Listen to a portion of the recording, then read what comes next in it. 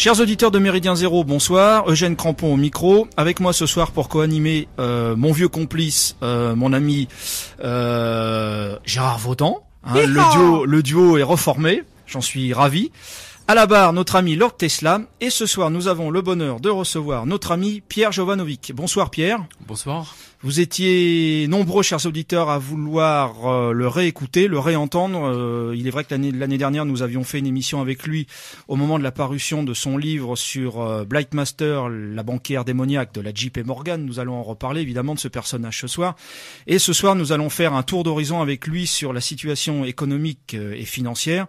Sommes-nous au bord du gouffre? Sommes-nous au bord de la faillite? Je le vois déjà qui rigole. C'est peut-être parce qu'il a déjà la réponse en fait finalement. Alors il développera tout à l'heure. Alors Gérard, puisque tu as pris le micro, je te le cède bien volontiers pour nous présenter de manière plus complète notre invité. Voilà, alors chers auditeurs, effectivement, nous avons avec nous Pierre Jovanovic. Alors Pierre, vous êtes journaliste, essayiste, écrivain, directeur littéraire et conférencier. Depuis 2008, vous tenez un blog consacré en grande partie à l'analyse de la situation financière internationale. Depuis début 2009, vous co-animez sur la radio associative Radio Ici et Maintenant, une revue de presse internationale qui a été d'abord hebdomadaire et qui est devenue bimensuelle, où vous traitez principalement de la situation économique mondiale. Votre travail s'appuie sur des articles sociaux et économiques de la presse écrite et visuelle, et alors par contre essentiellement anglo-saxonne, plus particulièrement américaine d'ailleurs. On sent bien que c'est votre dada. Américaine, anglaise, oui, parce que l'argent aujourd'hui, les grands circuits financiers passent quand même en grande majorité par Londres. Londres, c'est la City, hein, et donc les meilleurs journaux qui chroniquent ça, forcément, si vous voulez, ont leur siège à Londres, donc le Financial Times, le Télégraphe de Londres, le Guardian, Daily Mail, et j'en passe, je vous passe les hebdomadaires. Hein, voilà. Donc c'est principalement, effectivement, c'est ça, quoi. Absolument. Alors, en 2001, avec un autre journaliste du quotidien de Paris, qui est Henri Tricot, vous lancez la maison d'édition française, Le Jardin des Livres, maison destinée d'ailleurs à la publication de documents et d'enquêtes. Oui, d'ailleurs, je vais vous raconter très brièvement l'aventure du Jardin des Livres, parce que Henri Tricot était journaliste aéronautique au quotidien de Paris, donc il couvrait l'aéronautique depuis au moins, 20 ans, donc il connaissait tout le monde dans l'industrie, et c'est Henri qui a été le premier à voir que le Concorde s'était craché, parce que l'avion je sais plus si c'était United, enfin c'est un avion américain qui avait décollé juste avant, avait perdu une pièce. Et à l'examen, en fait, les Français ont vu que c'était une pièce de contrefaite. Et si mes souvenirs sont bons, c'est Continental Airlines qui en fait a acheté une pièce aux Chinois, qu'ils ont payé $80 au lieu de la payer $400 ou $500 chez Boeing. Mais la pièce ne correspondait pas aux réglementations de sécurité, puisque cette pièce devait plier. Si jamais un autre avion passait dessus, ça pliait, ça ne crevait pas les pneus. Ouais, ce qui ne s'est pas passé. Et donc il a écrit un livre et personne n'en voulait. C'est-à-dire, tout le monde avait peur, etc. Et donc c'est comme ça qu'on a lancé le Jardin. C'est-à-dire qu'en fait, c'était pour publier son livre sur le crash du Concorde, pour dire la vérité, quoi. D'accord. Et alors, vous n'avez pas rajouté Nicolas le Jardinier avec vous, parce que le Jardin des Livres, non, ça fait un peu rustica, non? Non, je vous taquine. Non, le Jardin. Alors, je vais vous expliquer pourquoi, parce que ça m'intéresse. non, mais alors vous allez apprécier. Vous allez. Alors, je pense que vous allez adorer, parce que le Jardin des Livres, figurez-vous que quand j'avais 3 ans ou 4 ans, j'estimais qu'il y avait pas assez de livres à la maison. Donc de mon grand-père. Et mon grand-père avait, je sais pas, peut-être 5 ou 6 livres. Mon grand-père était communiste. Et il avait des éditions originales du Das Kapital de Marx. En allemand, hein, voilà. Donc aujourd'hui, ça vaut une fortune, paraît-il. Et donc moi, 3 ans, 4 ans, comme je le voyais bêcher le jardin, etc. Je voulais plus de livres. Et donc j'ai pris les livres, je les ai enterrés. J'ai fait comme lui, j'ai fait des trous, j'ai enterré les livres, je les ai arrosés. Ah, en espérant que ça pousse. Exactement. Ah, il a dû être content, papy. Ah, il était content, papy. Et voilà le Jardin des Livres. Voilà d'où vient le Jardin des Livres. C'est mon oncle qui m'a raconté, parce que moi je me souvenais pas du tout de tout ça. Et c'est mon oncle qui m'a raconté cette anecdote en 1993. Et j'ai trouvé ça quand même assez poétique quelque part. J'avais enterré le communisme, hein, figurez-vous, un petit peu avant l'heure. C'est pas mal aussi. C'est ouais. hein. D'accord. Alors, je continue cette présentation de notre invité, chers auditeurs. Donc, vous êtes critique envers le système bancaire. Vous soutenez Bruno Boulefkade, qui proteste contre sa banque et qui lutte contre sa banque depuis le 16 mai 2012. Je pense que à venir dans Méridien Zéro, nous aurons l'occasion de reparler de ce monsieur. On vous doit notamment le fameux livre Blight Masters qui fait le portrait de la fameuse comment disiez-vous banquière démoniaque de la voilà, JP Morgan. Démoniaque. On la saute très bien quand même. Lecteurs, mais Eugène, si maman écoute, on est mort. Lecteurs, vous savez, tous les lecteurs et surtout les lectrices me disent que à lire Blight Masters que j'en suis amoureux. Hein, je sais pas si enfin surtout les femmes. Les femmes me disent ça, hein, ça c'est clair. Elle vous obsède forcément. Bah, c'est pas qu'elle elle vous a en tout cas. Oui, bah, c'est-à-dire que pour passer quand même autant de temps pour écrire un livre, si vous voulez, sur une femme que personne ne connaissait, et puis en fait pour montrer qu'elle était au centre de la bombe atomique financière. Et d'ailleurs la preuve, puisque le New York Times a publié il y a une semaine, 15 jours, un article comme quoi en fait la Fed, enfin le FBI, il y a une enquête, machin, etc. Donc elle risque de se retrouver. Ça risque de vraiment d'être le cœur d'un grand procès médiatique. Ils vont enfin jeter un banquier au loup, et ça sera elle. Je pense que ça sera elle. Hein, donc, vous voyez que j'ai eu du nez sur cette affaire. Effectivement. Je pense qu'on en reparlera un petit peu plus tard. Moi, j'ai eu la même passion tout petit, mais c'était pour Sue Ellen Ewing. Mais j'ai pas écrit de bouquin, les gars, hein, je dois vous l'avouer. Je suis désolé, c'est comme ça. Bon, là, je crois que ce soir, ça va être du grand art. Gérard Vaudan, très en forme. Pour Sue Ellen, remarquez, vous étiez déjà dans la finance et le pétrole, hein. Et Blight Masters s'achète du pétrole, hein. Voilà. Donc tout est lié. C'est-à-dire, quand elle fait le plein, elle achète 10 tankers, oui. C'est vrai en plus. Alors, je voudrais dire quand même, Pierre, que votre maison d'édition n'a pas édité que ce portrait de Blight Master, qui pour Madame Kervarek, je précise. D'accord. Marlène. Non, mais je lui rends hommage parce que c'est important. Il faut toujours aux femmes. Vous avez édité d'autres documents qui sont très importants. Je pense notamment à L'or des fous de Gillian Tett, qui raconte un peu les dessous de la banque. Nous sommes d'ailleurs les seuls en Europe à l'avoir traduit. Qui raconte un peu les dessous secrets des manœuvres de la JP Morgan. Non, c'est pas spécialement JP Morgan, c'est toutes les banques. C'est le Tchernobyl financier de 2006. Hein, vous voyez tout ce qui s'est passé entre à partir de 1998 jusqu'à la fameuse explosion de 2008. Je pense aussi au livre du professeur Antal Fekete, Le retour au standard or. J'adore. Qui est un livre magnifique qu'il faut lire. J'adore. Effectivement, édité sous le format d'un lingot d'or d'ailleurs, le format d'un lingot d'or. Je pense au livre de Rubino et de Turc qui s'appelle L'effondrement du dollar et de l'euro. Et puis enfin une petite bombinette que vous venez de faire paraître il y a quelques jours qui s'appelle La loi du 3 janvier. Enquête sur la loi du 3 janvier. De Pierre-Yves Rougeron que nous allons recevoir prochainement, très prochainement. Par ailleurs, donc mon ami Gérard vous parlait tout à l'heure du fait que vous animiez un blog. Est-ce que vous pouvez nous donner tout de suite les références de ce blog pour que nos auditeurs puissent s'y référer le plus souvent possible?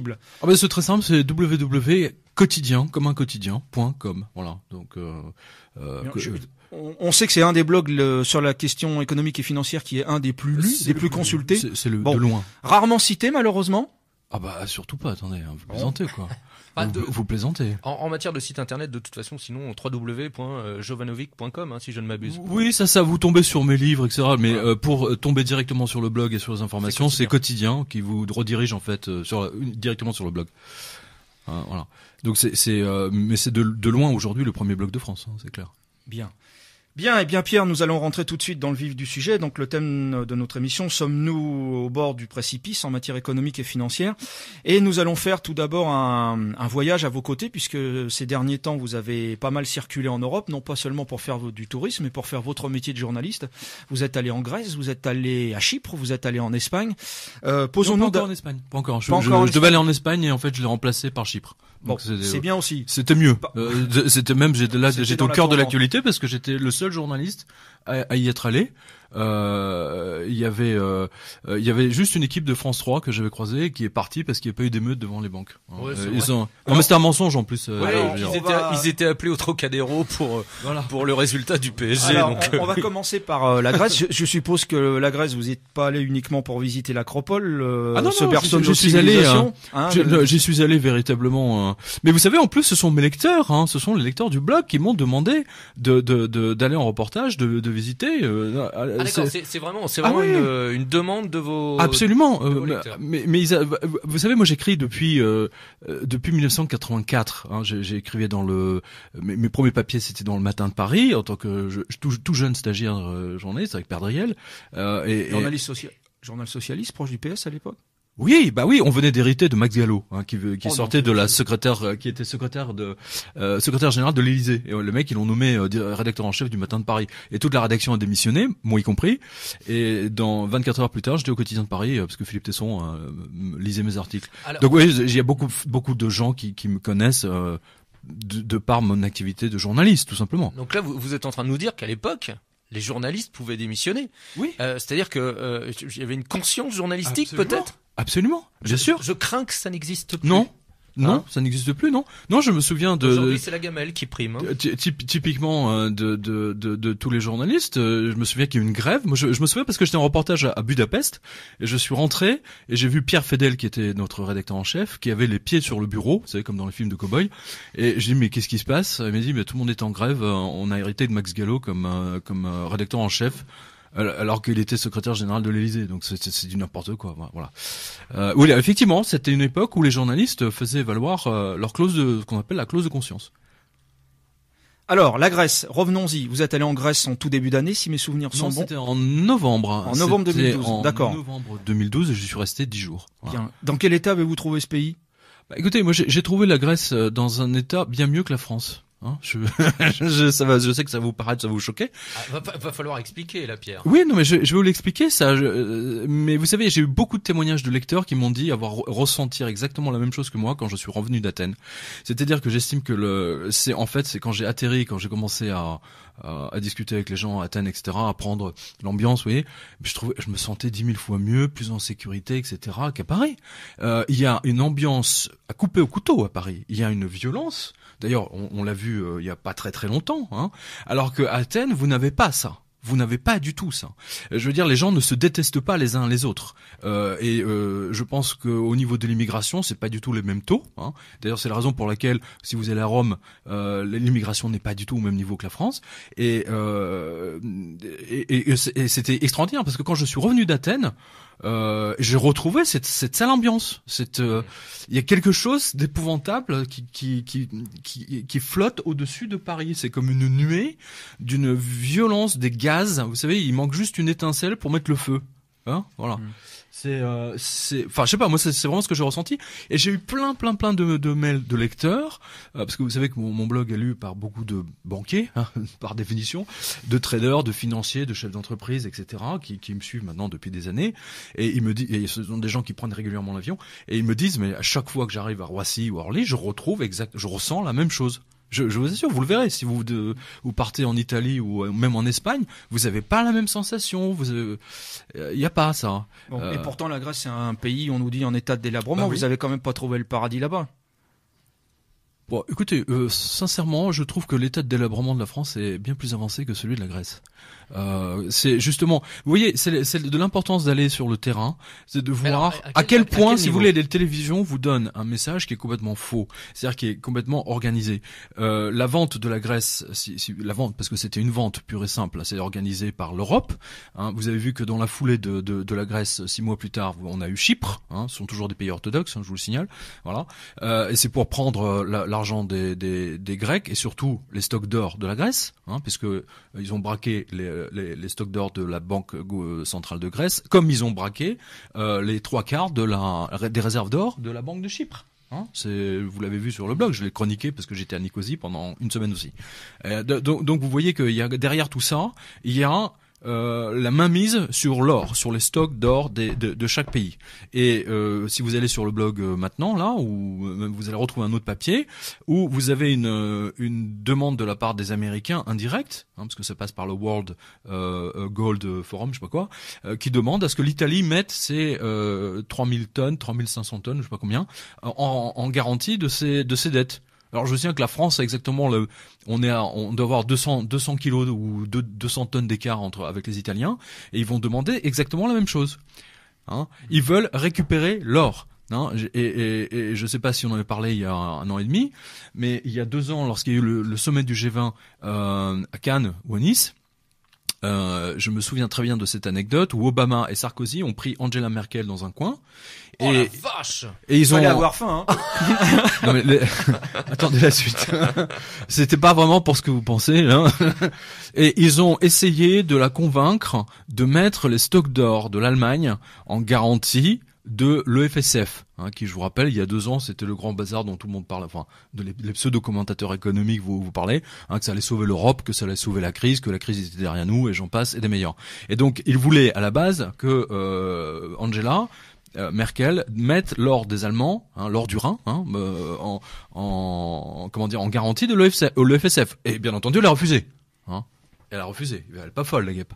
Bon, revenons quand même à la Grèce. Est-ce que vous pouvez nous donner quelques indications, notamment sur le taux de chômage, par exemple, actuellement ? Alors, je vous donne les derniers. Je vous donne les derniers parce que depuis ça a évolué, puis ça a sacrément évolué. Le taux de chômage des jeunes, aujourd'hui, ils sont quasiment les mêmes que ceux des Espagnols d'ailleurs, sont d'ordre de 64%. 64%, je ne sais pas s'imaginer, c'est une cocotte minute.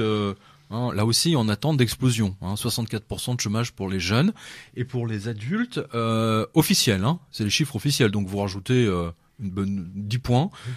C'est de 27, si mes souvenirs sont bons. 27 selon les chiffres d'Elstat. Mais j'ai peur de confondre avec les Espagnols, mais peu importe, c'est les mêmes. Non, alors, 27 en 30. Voilà, on va dire 30. Je vous confirme vos chiffres, puisqu'en fait, c'est ceux que j'avais notés sur votre blog, donc c'est bien cela. D'accord. Okay, ça va. Interro écrit de flash éclair, monsieur Jovanovic. Donc on a vu quand même. Ma mémoire fonctionne bien encore. Ça va. On voit aussi que le SMIC a été ramené à 3 € de l'heure. Je rappelle qu'il est de 9,43 en France et que c'est déjà compliqué de vivre avec 9,43, mais 3 € de l'heure. Je l'ai vu sur votre site aussi. Oui, c'est-à-dire que là, c'est une enquête à l'échelle européenne. Quel est le coût d'un salarié chargé, c'est-à-dire que toute charge comprise, pas seulement le salaire de la personne, mais également ce que l'employeur paye. Et si en Suède ou en Norvège, je sais plus, c'est de l'ordre de 40 € de l'heure, en Grèce aujourd'hui, c'est à 3 €. Je ne sais pas si vous imaginez. Alors, pour vous donner une idée de ce que j'ai vu à Athènes, en discutant avec beaucoup de gens, si vous voulez, c'est l'exemple que je donne le plus souvent parce que c'est l'exemple qui m'a vraiment le plus marqué. C'était un pilote de chasse de l'armée, enfin retraité de l'armée de l'air grecque, qui a vu sa retraite amputée de 60%. 60%. Je sais pas si vous imaginez. Non mais attendez, mais c'est 60%. C'est absolument énorme. Et à un tel point, les salaires de tous les fonctionnaires ont été abaissés, toujours en grosso modo 30%, 20-30%, etc. À tel point que c'est du jamais vu je crois que c'est du jamais vu dans l'histoire des services secrets européens. Je parle même pas des Américains par définition. C'est que les services secrets grecs, je me souviens plus du nom, se sont mis en grève. Il y a une grève des services secrets. J'avais mis la photo sur mon blog. Si vous allez dans les archives, vous le retrouverez. C'est au mois de novembre. Voilà. Et vous avez la photo où ils ont occupé les locaux. Oui, quand même. Ouais. Ils ont occupé les locaux et ils ont exigé une augmentation qu'ils ont manifestement eu parce qu'ils n'ont pas fait grève très longtemps. Parce que les politiques se sont dit, putain, si les services secrets se mettent en grève, là, on est quand même mal. En revanche, le salaire d'un CRS, vous savez, tous les mecs qui tapent sur les manifestants sur la place Syntagma, leur salaire a été abaissé. Il est de 700, si mes souvenirs sont bons, 730 € par mois, un truc comme ça. Il n'y a pas une histoire où on pouvait, j'avais cru entendre ça, on pouvait louer les policiers grecs? Oui, bien sûr, vous pouvez louer. Bon, vous pouvez tout louer. Je veux dire, vous pouvez même louer le Parthénon si vous voulez. Si vous êtes un émir du pétrole ou enfin vous dites voilà, je veux le Parthénon pour une soirée privée, vous l'avez. C'est comme d'ailleurs vous savez, vous pouvez louer le Louvre, c'est pareil. Mais en revanche, effectivement, mais c'est également le cas en Italie. C'est-à-dire que à chaque fois qu'il y a une crise économique, en général, vous avez une hausse radicale. On l'a vu avec l'Empire romain, par définition. Vous avez une hausse de la corruption. Plus vous êtes éloigné du pouvoir, plus vous avez la corruption. Plus il y a une crise, plus il y a la corruption. Ceci explique cela. Regardez par exemple Gaston Floss à Tahiti, il a été élu, malgré toutes les casseroles qui traînent. Mais il y a beaucoup d'argent derrière. Attention. Ouais. Voilà. Parce que Gaston Floss, il a réglé pas mal d'affaires pour Monsieur Chirac. On a beaucoup parlé parce qu'on n'est pas très loin du Japon. On a beaucoup parlé. Et n'oubliez pas, je fais juste une parenthèse, l'affaire du Japon a démoli de l'intérieur la DGSE. Alors ça, c'est un autre secret d'État. Je veux pas d'emmerde, moi, Eugène, là. Faites quelque chose! Non, alors, on a beaucoup parlé au moment où la crise a éclaté en Grèce de la responsabilité de la banque Goldman Sachs. Est-ce que vous pourriez nous dire qu'est-ce qu'elle est venue faire dans cette histoire, la banque Goldman Sachs en Grèce? La banque Goldman Sachs a été commissionnée par par le gouvernement grec, à la demande d'ailleurs de l'Union européenne. N'oubliez pas que c'est l'Union européenne qui a exigé à ce que la Grèce rejoigne l'Union, d'accord, mais à la seule condition que les déficits, les fameux déficits, enfin que les comptes soient au carré. Bon, ils ne pouvaient pas mettre les comptes au carré par définition, d'accord. Donc ils ont demandé, il y avait une grecque chez Goldman Sachs, Madame Liudatis. Bien. Bien. Ah, je vous lis Pierre, Pierre. Hein. Oui, absolument. Antigone, de son prénom. Ça s'invente pas, ça. Ah, bah oui, non, ça s'invente pas. Pas celui d'Anouilh. Non, mais Antigone, non, mais déjà, elle porte une tragédie, cette femme. Mais c'est vrai. Elle porte une tragédie. C'était une tragédie à venir. Et donc, le gouvernement grec a demandé à Antigone de bidouiller les comptes, pour que lorsque le rapport sera donné à la Commission européenne, pour que la Grèce soit acceptée et que ça rentre dans les comptes d'Eurostat, blablabla. Ok. Alors qu'est-ce qu'elle a fait Antigone? Antigone, c'est quand même une spécialiste des crédits dérivés, que notre ami Blightmaster s'est inventé, et donc ils ont fait des montages absolument invraisemblables de crédits dérivés, de crédits défaut swap, qui ont permis de masquer les pertes.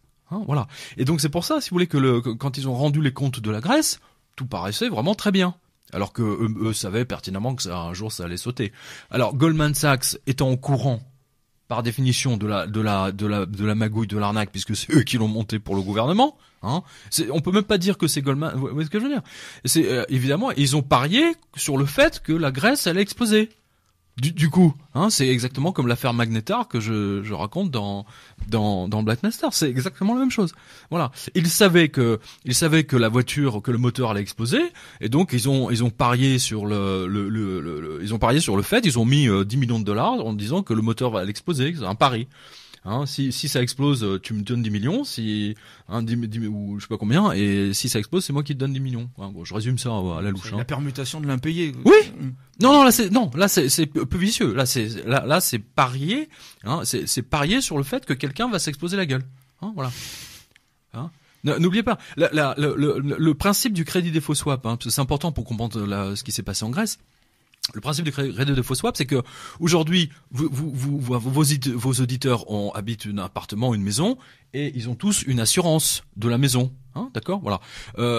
Moi, je vais pas payer une assurance pour vous, pour votre maison, ça n'a pas de sens. Et puis je crois que c'est même interdit. Enfin, c'est pas logique. En revanche, le principe du swap et de ses dérivés, c'est que je peux parier sur le fait, je peux prendre des assurances sur votre maison, sur votre appartement, sur le vôtre, et ensuite me dépêcher d'y mettre le feu pour toucher votre assurance. Et on peut être 300 à mettre à prendre un pari ou une assurance sur vous. Vous voyez ce que je veux dire? Absolument. Et si votre maison brûle, celui qui a pris les assurances est obligé de payer les 300 parieurs. D'accord? C'est pour ça que AIG a explosé. Et que le gouvernement l'a sauvé juste après Lehman. Voilà. Non, mais c'est important de comprendre ça, et c'est ce qu'ils ont fait sur la Grèce. Ils savaient tous, que la Grèce allait exploser. Ils savaient tous que les comptes étaient maquillés. Donc, Goldman Sachs, JP Morgan, parce que ce monde est quand même très petit, vous l'avez vu dans Blightmaster, c'est un monde minuscule, ils se retrouvent tous dans les mêmes clubs, etc. Bon, ils se fréquentent tous dans les congrès, les machins, les trucs. C'est un tout petit monde, et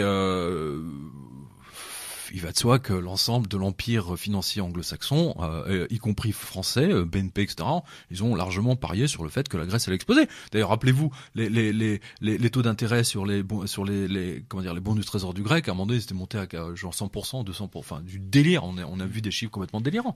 Qu'ils payent encore, qu'ils payent. Je crois que le peuple grec paye. Je crois qu'ils étaient pas droit dans leurs bottes dans la magouille, puisqu'ils avaient ouvert des bureaux à Londres pour cette magouille, il me semble. Ils ont ouvert une société spécifique pour cette magouille, absolument.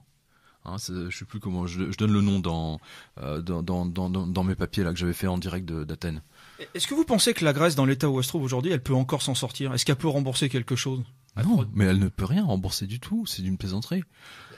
D'ailleurs, en parlant de dette, on a une idée de ce que ça représente. Je veux dire, un petit grec qui arrive, qui arrive sur Terre aujourd'hui là, parce qu'on a des chiffres. Hein, je viens de finir le livre de Pierre-Yves Rougeron justement sur l'enquête sur la loi de 73 et dedans il donne des chiffres sur. Je crois que c'est de l'ordre, mais je veux pas dire de bêtises parce que j'ai pas fait le calcul, mais j'avais vu passer un chiffre, mais comme en ce moment, si vous voulez, à cause justement des taux d'intérêt absolument colossaux que les Grecs payent maintenant depuis 5 ans, je crois qu'ils sont arrivés à 7 000 ou 8 000 euros ce qui est énorme pour. Ce qui est énorme pour eux parce que quand vous êtes à 3 euros grosso modo chargé. Oui, c'est ça. Oui, faut mettre ça en rapport avec ce qu'on peut avoir, parce que si je ne m'abuse, nous, un petit Français qui arrive sur Terre aujourd'hui, il doit déjà 26 000 euros, quoi. Oui, c'est dans le genre. Oui, c'est 30 000 maintenant. Oui. Voilà. C'est 30 000 euros, voilà. Donc effectivement, il y aurait que les Grecs, en faisant que du tourisme et en produisant du salakis, ils vont avoir du mal à rembourser tout ça, quoi. C'est compliqué. Ça entraîne pas des devises, toutes ces. Non, mais vous savez, derrière tout ça, derrière Chypre, parce que n'oubliez pas ce qui s'est passé à Chypre. Moi, je rappelle, Non, mais c'est important de rappeler que le Chypre. Là aussi, les médias généraux, en fait, ont fait un mensonge permanent. C'est-à-dire, je sais pas comment on appelle. Vous savez, en infanterie, il y a des techniques de combat qui permettent de balancer des fumigènes. De manière à ce ou contre les chars, je sais plus, de dresser un écran de fumée. Bon, les médias ont fait des écrans de fumée permanents dans l'affaire chypriote, dans le sens où on disait on prend l'argent des Russes, de la mafia russe. À Chypre, il y a que la mafia russe. C'est vrai qu'on nous a dit ça. Oui, exact. Bah oui, mais c'est totalement faux. C'est totalement faux. D'abord, Chypre a toujours été une place financière avant même qu'elle rentre dans l'Europe. Je rappelle que son entrée dans l'Europe est quand même tout à fait récente. Elle date de 2008, si je me trompe pas. Et c'est l'endroit où vous avez tous les riches Libanais ils ont mis leur argent là-bas. Les Algériens, les Tunisiens, les Marocains, tout le bassin méditerranéen se sert de Chypre comme plateforme de distribution, comme coffre-fort. Et les multinationales se servent de Chypre pour installer, si vous voulez, leur plateforme de distribution. Je sais pas, je dis n'importe quoi. Par exemple, Hoover, les aspirateurs, si vous voulez, c'est de là qu'ils opèrent.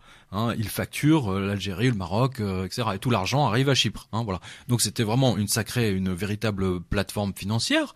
Et ils n'ont pas braqué que l'argent des Russes. C'est entièrement faux. C'est tout. Je veux dire, il y a plus de l'argent des Russes au Luxembourg. Mais ça, le Luxembourg, il faut pas en parler. Bah non, parce qu'il y a pas que les Russes qui sont au Luxembourg. Et à Londres, surtout. Et à Londres. Faut jamais oublier ça. Chypre ne représente que peut-être 30%, si vous voulez, de tout l'argent des magnats et des oligarques russes. C'est 30% à Chypre, et le reste est ailleurs. Est à Londres, Luxembourg. Alors moi je reviens sur la Grèce par contre, parce qu'on parle de dette, on parle de possession de cette dette. Je voudrais savoir à qui appartient la dette grecque. Alors aujourd'hui, c'est très simple, elle appartient à l'ensemble des opérateurs on va dire JP Morgan, Goldman Sachs, BNP, Deutsche Bank. Je peux vous en citer. Toujours avec les mêmes clients, quoi. Enfin, avec les mêmes clients. Il n'y en a pas 150. Ouais, c'est ça. Il n'y en a pas 150. De toute façon, si on compte les banques de la Fed, il y en a une douzaine. On a vite fait le tour. Oui, il n'y en a pas 150. Je veux dire, vous avez peut-être 50 très grandes banques qui peuvent se permettre d'acheter des bons du Trésor.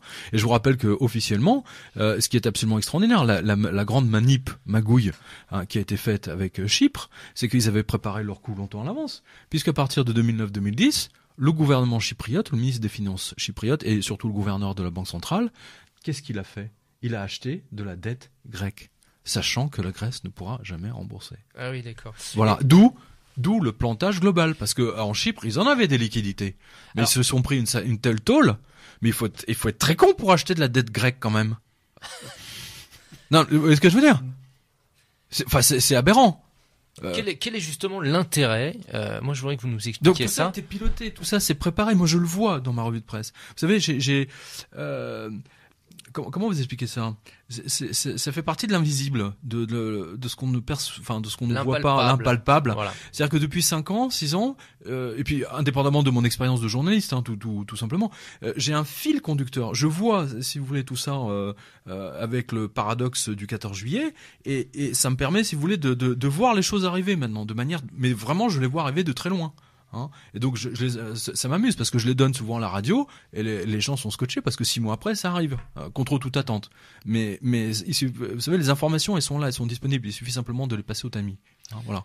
Je reviens à ma question. Quel est l'intérêt, pour une banque quelle qu'elle soit, de détenir une partie de la dette d'un autre pays? La mise en esclavage, pour une simple bonne raison, si vous voulez, c'est que je vous rappelle quand même que la Banque du Japon, la Banque d'Angleterre, et bien entendu les Américains, la Fed, utilisent la planche à billets en permanence, ainsi que la Banque d'Israël, par exemple. Ils utilisent la planche à billets. Le rapport avec la possession de la dette d'un autre pays. Attendez. Nous, on installe une photocopieuse ici, d'accord? Parce que la planche à billets, c'est une photocopieuse, hein. Voilà, c'est tout. On imprime des graphiques sur un bout de papier, on dit que c'est un billet de banque, hein. Voilà. Bah oui. Et donc, on imprime pour des centaines de milliards.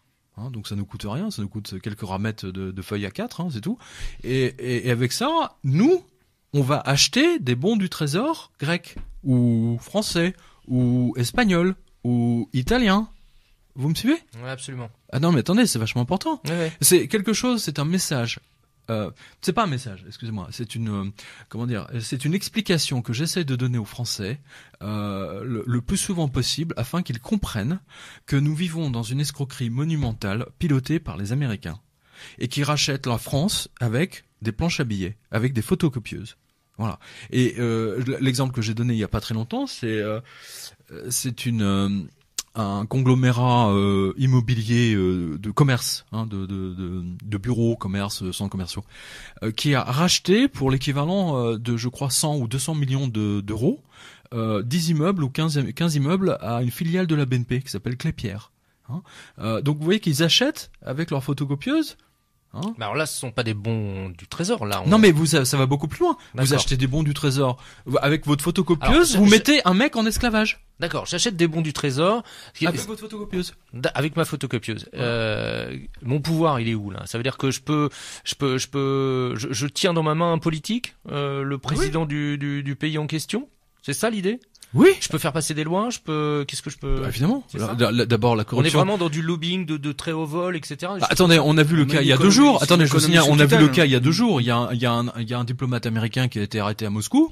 Hein, il avait on voit les photos, hein, qui ont été données par les agences de presse russes. Hein, il avait dans des enveloppes à côté, vous voyez les perruques, les moustaches, les fausses moustaches, etc. C'est un mauvais James Bond, quoi.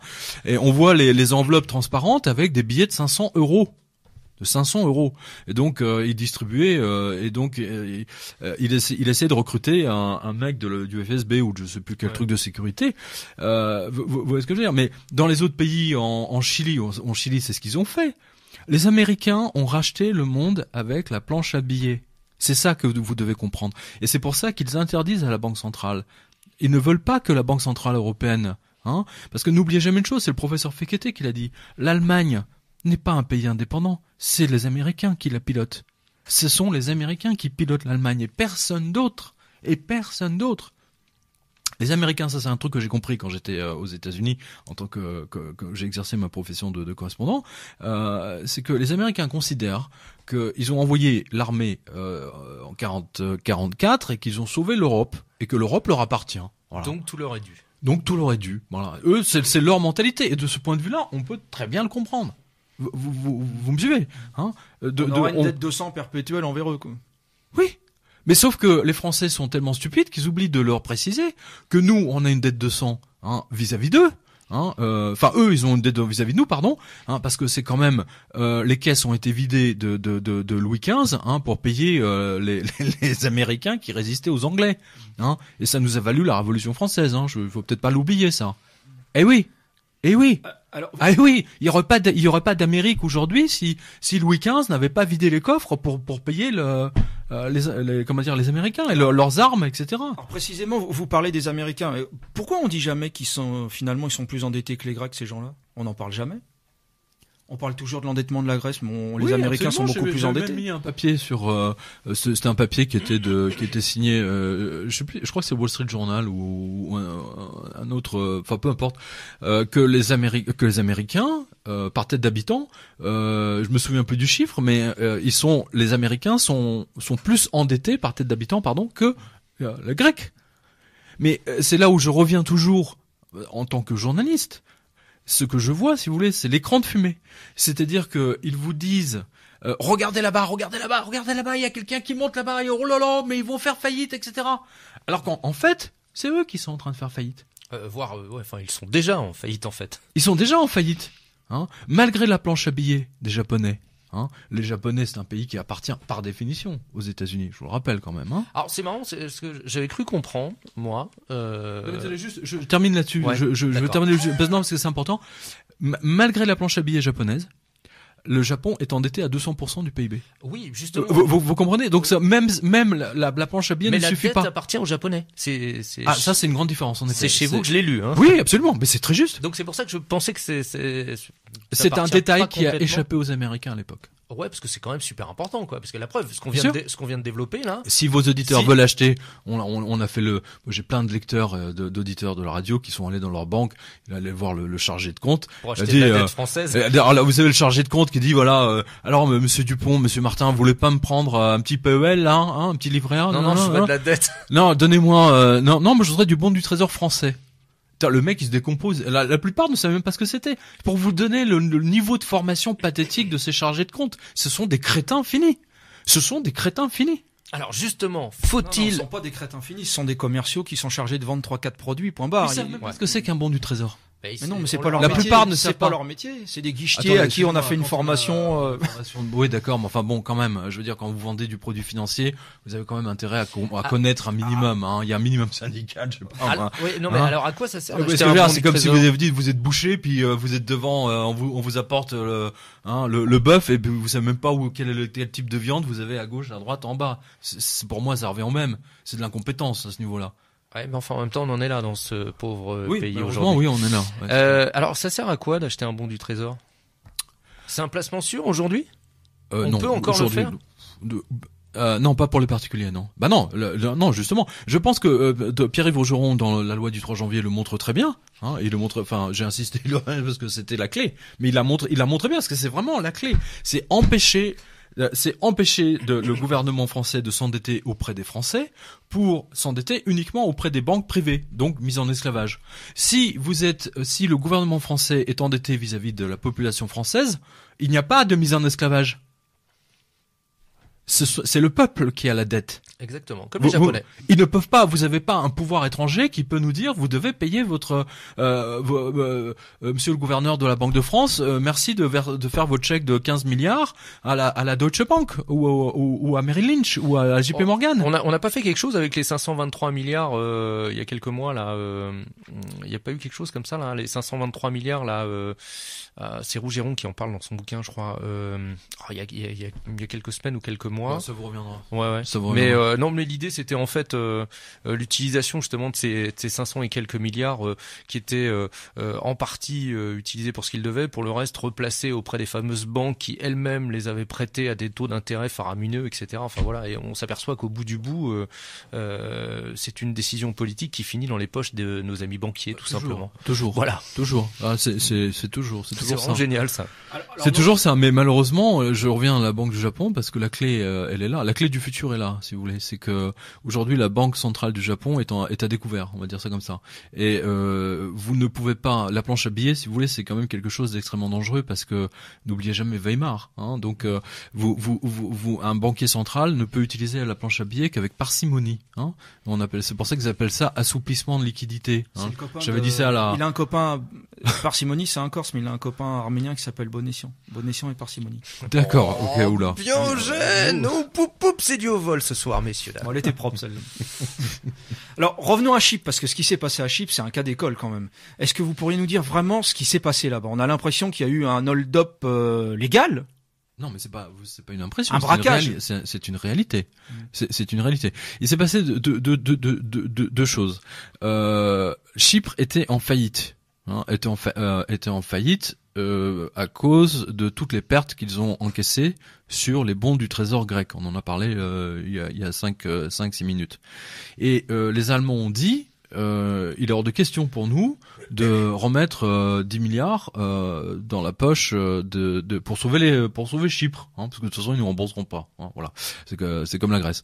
Donc ils ont pris le taureau par les cornes, mais il y a longtemps qu'ils l'ont préparé. Ils ont dit bah voilà, on va forcer les Chypriotes on va braquer les comptes. C'est-à-dire que après tout, les gens, c'est un peu comme si vous preniez la Société Générale, et tous les comptes où il y a plus de 100 000 euros, tout ce qui est au-dessus de 100 000, vous prenez. Alors, y compris les entreprises. Alors ça, je l'ai vu à Chypre. Alors au début, ils voulaient prendre tout à tout le monde. Oui, alors là en même temps, n'oubliez pas qu'ils ont quand même fermé les banques pendant une semaine. 12 jours. Oui. Au début, ils voulaient prendre 6,65% entre 1 et 100 000 euros sur les comptes. Voilà, et puis 9,9 au-dessus de 100 000. Voilà. Il y a eu une levée de bouclier de tout l'hémicycle chypriote qui a dit non. Donc ils ont. En fait, cela devait passer au Parlement. Oui. Et le Parlement chypriote a bien entendu voté non. Donc ils ont fait exactement ce que Sarkozy a fait avec le traité de Lisbonne. Il dit nous allons contourner le Parlement.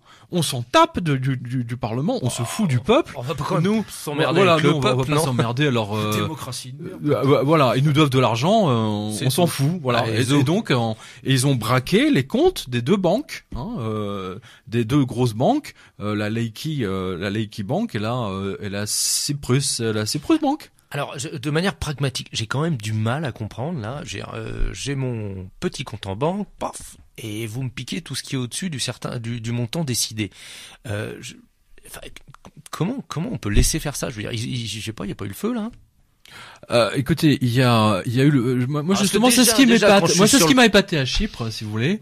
C'est alors moi je pense que c'est dû au soleil. Je pense ça.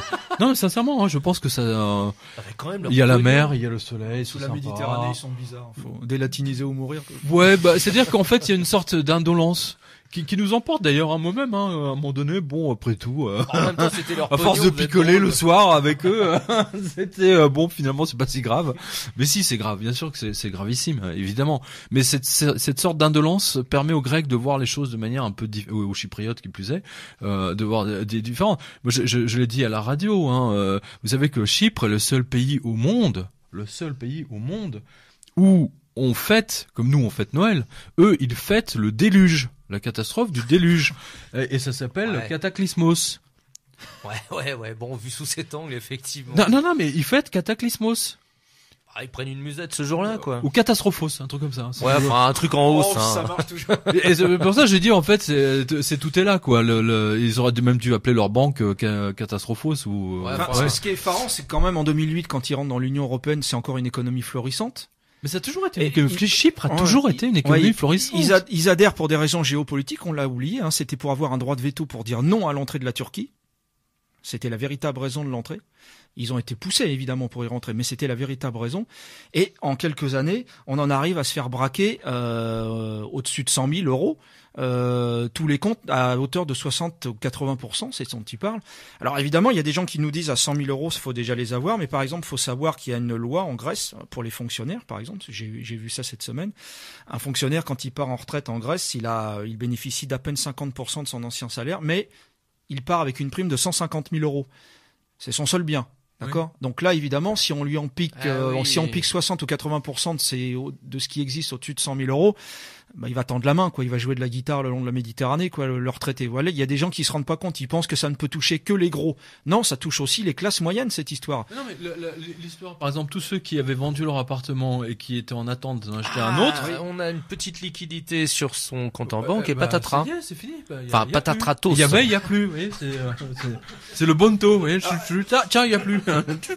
Est-ce que vous pensez que la Chypre va servir de laboratoire pour des expériences un peu similaires un peu partout? Justement, c'était l'objet du principal du blog de cette semaine. C'est-à-dire, effectivement, à Bruxelles, d'ailleurs je donne les noms, c'est monsieur Jérôme Dieselboom, je l'appelle comme ça. C'est Jérôme Dieselboom, qui prépare avec d'autres commissaires européens un plan de saisie, de braquage des comptes des Italiens, des Espagnols, des Portugais et bien sûr des Français.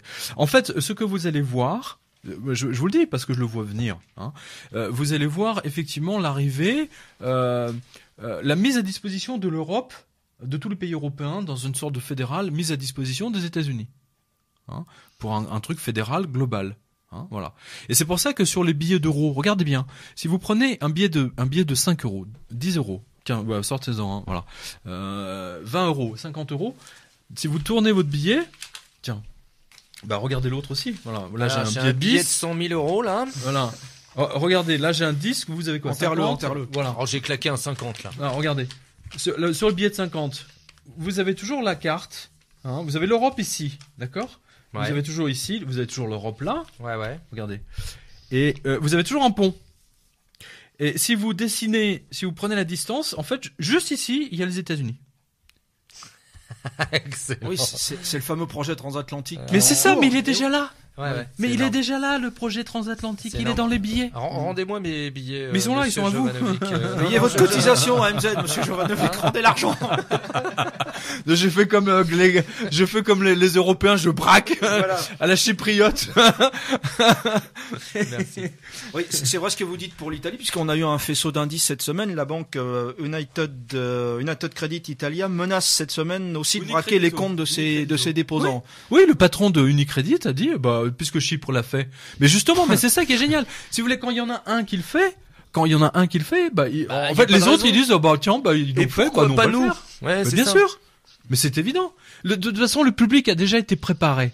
C'était ça l'objet de Chypre. Et je vais vous expliquer. Regardez bien. Tiens. Encore un bifton. Putain, ouais, allez. Il est dur quand même. Un pauvre Gérard Vaudan dépouillé par Monsieur Jovanovic. Voilà. Regardez. Non, mais ça, j'ai juste un billet. Tenez. Bon, 50 €. Voilà, je garde le 5. Regardez bien ce format. C'est un format complètement bidon par rapport au vieux billet de la Banque de France qu'on avait. Il y a un billet de 5 $ dans les 5 euros. 5 $. Ça va venir. Ça va venir. Mais c'est ça. Mais on y va. Oui.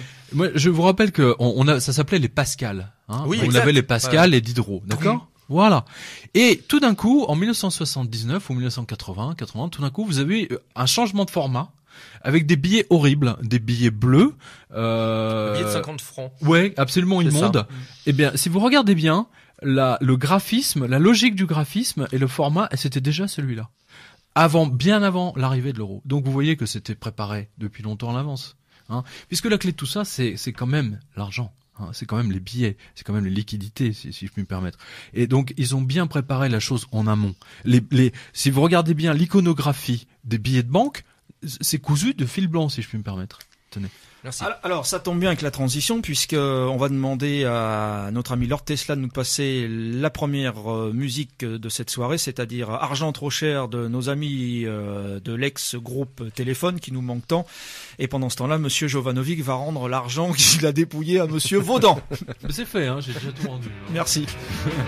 Bien, après Argent trop cher du groupe Téléphone et après la restitution des billets de banque à monsieur Gérard Vaudan, nous reprenons le cours de l'émission avec notre invité Pierre Jovanovic. Je voulais vous poser une question, Pierre. Quel rôle joue actuellement la Banque Centrale Européenne? Parce que c'est une institution assez peu connue finalement de nos concitoyens. C'est loin, tout ça, ça se trouve à Bruxelles. On connaît pas les gens qui la dirigent, hormis le principal président, qui lui aussi est un homme de la Goldman Sachs. Quel est le rôle donc de cette banque aujourd'hui? Vous savez, la BCE, elle est surtout en Allemagne. Hein. Il faut plutôt le rôle de la BCE, c'est extrêmement simple.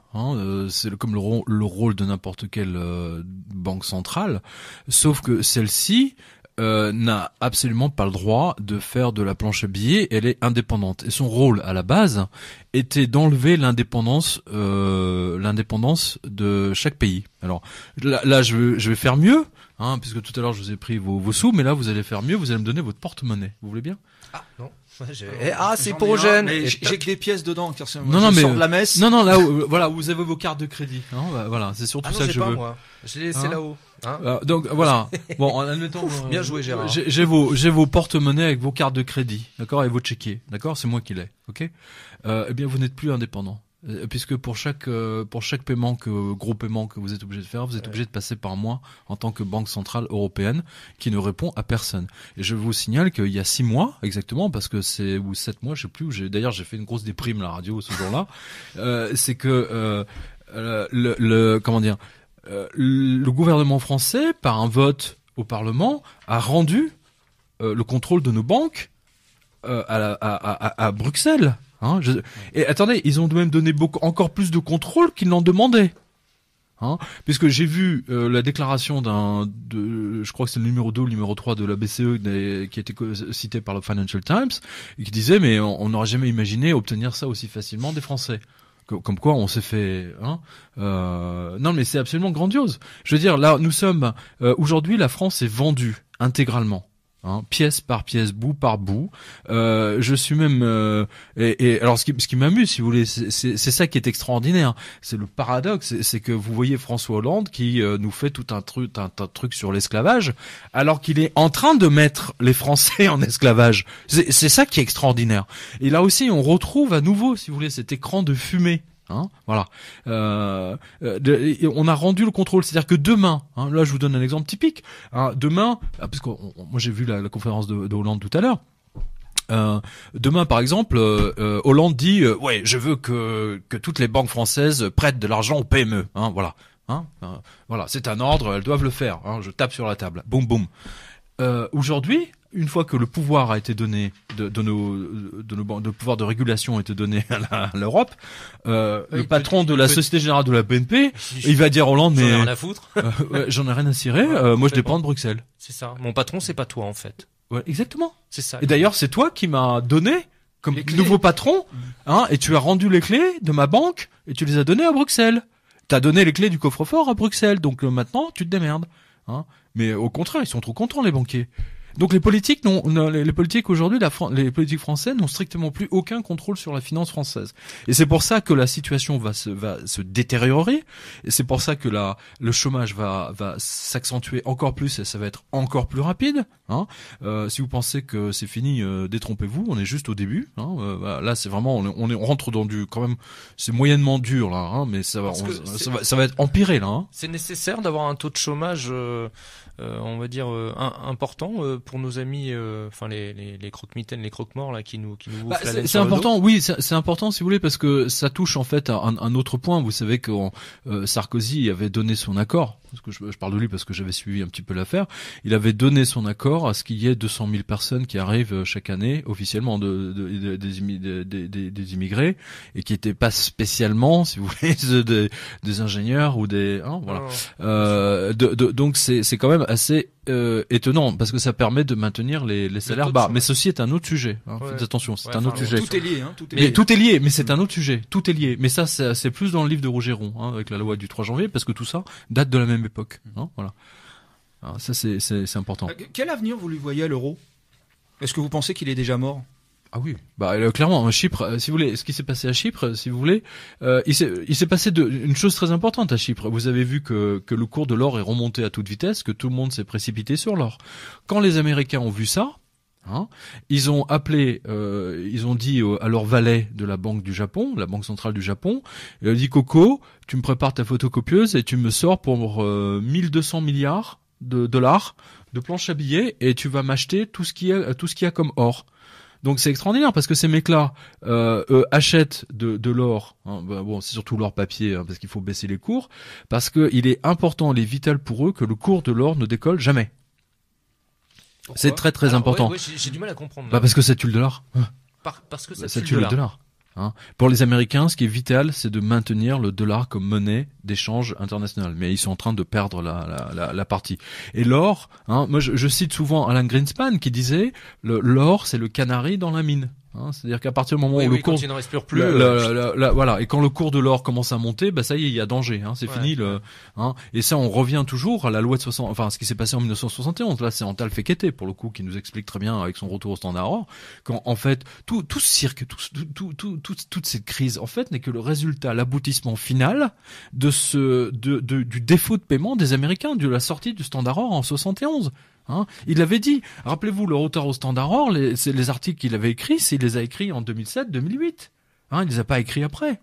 C'était annonciateur de tout ce qu'il a dit. Il raconte dans son livre comment il a essayé de convaincre avec son staff George Bush, il le dit. Oui. Il a été reçu à la Maison Blanche et il raconte comment c'est la Fed qui est passée derrière George Bush pour torpiller complètement le projet. Il explique pourquoi. Donc il faut que vous le lisiez, chers auditeurs, si vous le retrouvez sur le livre aux éditions du Jardin du Livre, le livre qui s'appelle Le Retour au standard or du professeur Antal Fekete. C'est un Hongrois.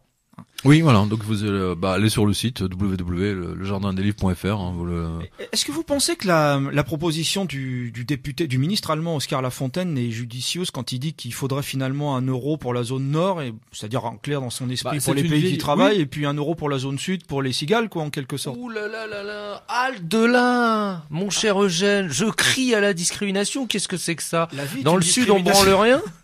Hein? Et dans le Nord, on travaille? Non, dites donc. C'est Monsieur Lafontaine qui le dit, hein. C'est un social-démocrate. Je ne suis pas social-démocrate. Oui, c'est ministre des Finances, hein. Et c'est lui qui a imposé l'euro en Allemagne, hein. Donc c'est pas n'importe qui.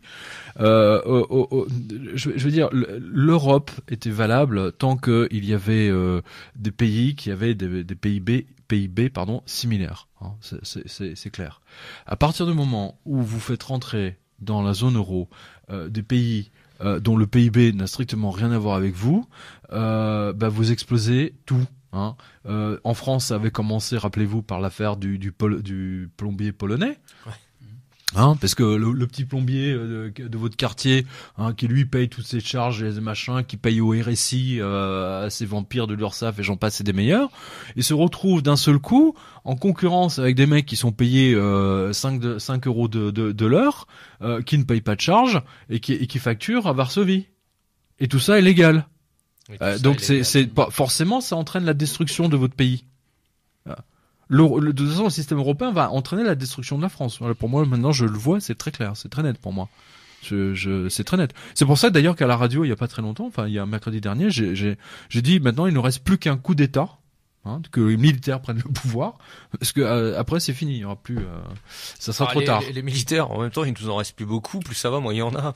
À votre avis, pourquoi ils veulent dégager 40 000 militaires? Hein, et puis les 40 000, bon, ça c'est terminé à 20, mais ils vont dégager les sous-marins nucléaires, attendez, il y a les mêmes questions de dégager de supprimer les fanfares, et la dernière en date, c'est quand même génial, supprimer la garde républicaine. Rien que ça. Ouais, c'est un symbole en plus pour moi, c'est très fort ça. C'est très fort. Moi ce qui m'épate, si vous voulez, c'est le manque de réaction des militaires français. Alors là, je suis sidéré. La grande muette, le petit doigt sur la couture. Hop, hop, hop. Ce sont souvent des fonctionnaires en kaki. Là, c'est les grands handicapés aussi, hein, parce que je sais pas, ils bougent pas, ils se font mener. Bon, c'est comme les Grecs. Hein, les militaires grecs auraient pu faire un coup d'État. Hein, ça serait pas la première fois. Hein, on a eu le régime des colonels. Hein, c'est quand même pas. Ouais, et il n'y a pas eu de réaction, tiens, on n'en a pas parlé de ça, mais rien à ce niveau-là. Rien. Donc ça veut dire que soit ils sont totalement amorphes, soit ils sont totalement acquis au système finalement. Il n'y a pas d'autre explication plausible. Ils sont habitués à obéir et quand il y a une crise en interne, ils ravalent leur salive. Faut pas croire. Moi, je discute avec beaucoup d'entre eux. On peut pas dire qu'ils soient dupes de la situation, mais ils ont pas une tradition putschiste. On n'est pas en Amérique du Sud ici. J'aurais tendance à dire malheureusement, si tant est que les dictatures sud-américaines furent des régimes enviables, ce qui reste encore à démontrer. Je sais pas comment vous dire ça. J'estime, si vous voulez, que c'est la dernière solution qui reste aujourd'hui. Voilà. Pour sauver ce qui peut être sauvé de. Bien, Pierre, si quelqu'un balaye la République, je l'applaudirai dès demain. Peut-être même des pieds. Non, parce qu'ils te passeront les menottes, mon pote. Non, mais ça, la révolution des morts. Je ne sais pas du tout comment tout ceci va se terminer, mais tout ce que je peux vous dire, c'est que c'est exactement ce que disait Fekete, c'est-à-dire qu'on va vers une catastrophe de nature biblique. Hein, sauf que là, c'est pas le déluge, mais c'est l'écroulement total du système monétaire mondial. Hein, voilà. C'est ça. Et alors, par contre, je reviens à ce qu'on a dit tout à l'heure, c'est la fin de l'euro où on parlait de ça là, mais c'est pas possible, l'euro leur sert. Mais non, regardez, Chypre, à partir du moment où, si vous voulez, l'euro a été fait, on vous a expliqué que, où que vous soyez dans la zone euro, vos capitaux pouvaient circuler. D'accord? Hein, voilà. Et du jour au lendemain, Chypre ne peut plus. Hein, moi, quand je suis revenu j'ai passé la douane. D'ailleurs, je n'ai même pas compris pourquoi j'ai passé une douane, puisque j'étais en Europe déjà. Hein. Je suis tombé sur un douanier chypriote qui me demande combien d'argent transportez-vous dans votre sac. Pas plus de 300, on peut pas en sortir plus de 300 par jour. Voilà. Donc j'ai dit, écoutez, je dois avoir, je sais pas, 200 euros, 300 euros. Mais en fait, ils cherchaient tous les gens qui fuyaient. Voilà. Avec la valise de 100 000. Bien sûr, ils ont fui. Et quand je suis arrivé à l'aéroport à 7h du matin. J'ai vu la réunion de l'ensemble des douaniers, donc ils étaient à peu près une centaine, 120, et il y avait leur chef qui les haranguait en disant voilà, vous allez faire ceci. Moi, je comprenais rien parce que c'était en grec, mais on sentait que il fallait attraper tous les mecs qui sortaient l'argent de voilà, hein, tous les mecs qui sortaient en lingot, leur lingot, etc. Donc plus de circulation des capitaux. Donc ça veut dire que déjà que la zone euro a déjà mouru, hein, elle est morte déjà une partie. Parce que Chypre est par définition en dehors de la zone euro maintenant, d'accord ? Donc à un moment donné vous aurez un autre pays, hein, ça va être la même chose pour le Portugal, pour l'Europe. Et d'ailleurs les directives européennes elles sont très claires. En cas de panique bancaire dans quelques pays que ce soit, fermeture immédiate des frontières. C'était une dépêche Reuters il y a 1 an et demi, qui est passée inaperçue. Mais je l'ai chopé. Il y a eu une déclaration aussi ces jours-ci de Madame Merkel. Bon, derrière tout ça, on se rend compte qu'il y a vraiment c'est pas un putsch, c'est une conspiration à ciel ouvert, hein, où finalement elle demande à ce que ce soit l'Europe qui gère tout et non plus les États-nations, puisqu'elle dit. Mais c'est ce qu'elle veut. Voilà, les membres de la zone euro doivent se tenir prêts à céder leur souveraineté pour permettre aux pays de l'Union européenne de surmonter la crise et d'attirer de nouveaux investisseurs. Pour l'instant, l'Espagne a dit oui, évidemment. Bon, ce qui est sous-jacent à tout ça, c'est que seule une petite élite éclairée au niveau européen est apte à faire revenir des investisseurs, à faire remonter, à faire repartir la machine. Ils font plus du tout confiance aux souverainetés nationales. C'est un peu c'est la fin, c'est ce que vous disiez tout à l'heure. Ce que les Américains veulent, si vous voulez, c'est l'abandon total de toutes les souverainetés, de tous les pays, l'abandon total de l'ensemble des systèmes politiques au profit d'une assemblée européenne qui est fantoche comme celle qu'on a aujourd'hui, mais où il y a que Francfort qui pilote l'intégralité de l'Europe au seul profit des États-Unis. C'est tout. Ouais, gouverné par une petite oligarchie. Non, mais c'est ça. C'est aussi simple que ça. C'est ce qu'ils veulent. D'ailleurs, je vous signale que Martin Schulz, le président de la Commission européenne. Ah, je crois que c'était le mec de Stalag 13, là, Papa Schulz. Non. Il y a à peu près 2 mois, en janvier 2013, il a déclaré, il a dit maintenant il est temps de mettre en œuvre le projet transatlantique, c'est-à-dire de l'intégration de l'Europe dans les États-Unis d'Amérique, à l'horizon 2014-2015. On a fait une émission il y a 1 mois de 2 heures sur le sujet. Bah, vous voyez que tout ça, vous savez, c'est comme un puzzle, mais il faut bien étudier chaque morceau du puzzle, parce que les tenants aboutissants, une fois que vous les avez assemblés, en fait, vous voyez, qu'est-ce que vous voyez? En fait, c'est la mise en esclavage de chaque peuple, chaque pays, et une fois qu'ils sont verrouillés, mis en esclavage par la planche à billets quand même, je précise, et une fois qu'ils sont verrouillés par la dette, on les sert sur un plateau aux États-Unis. On dit on va vous intégrer dans les États-Unis. Alors éventuellement ils vont faire peut-être une nouvelle monnaie commune, voilà. Mais bon, mais même là ça ne peut pas fonctionner puisque par définition déjà il faut revenir, si vous voulez, il faut casser l'euro parce que là c'est on va vers des émeutes de toute façon. Alors, on va vers des émeutes. Justement, je pense qu'on peut en venir à la situation française. À votre avis, qu'est-ce qui nous attend là? Est-ce qu'on peut connaître, nous, un scénario comme les Grecs? Est-ce qu'on va finir comme nos camarades grecs? Bah oui, bien sûr qu'on va finir comme nos camarades grecs. Qu'est-ce que vous croyez? Vous savez, il suffit de regarder l'endettement de chaque pays, d'accord? L'endettement de chaque pays vous montre que nous, Français, on est techniquement pas mieux que nos amis grecs. Il faut peut-être pas l'oublier. Je vous signale que le nombre d'entreprises d'entreprises de l'armement qui ont fait faillite, des PME, parce qu'elles ne sont pas payées par le ministère de la Défense depuis à peu près 1 an, 2 ans, il y en a quand même un paquet. Je vous signale que encore aujourd'hui, et c'est moi qui ai sorti l'affaire, ne l'oubliez jamais, que les militaires ne sont pas payés, c'est moi qui l'ai sorti il y a 1 an et demi, 2 ans maintenant. Oui, c'est moi qui ai amené ça. Je vous signale que les médias normaux, ils ont mis 1 an. À en parler, c'est quand même absolument extraordinaire. Mais maintenant, il y a un autre scandale, si vous voulez, ce sont les PME qui ont déposé le bilan parce que le ministère de la Défense ne les paye pas. Et aujourd'hui, j'ai cru comprendre que chez un grand fabricant de pétrole, Total ou je sais plus lequel, enfin bon, on va dire Total, j'ai cru comprendre que l'État français avait aussi des factures en souffrance. En souffrance depuis quand même plusieurs mois, beaucoup de mois. Ils ne payent plus. Ils n'ont pas l'argent.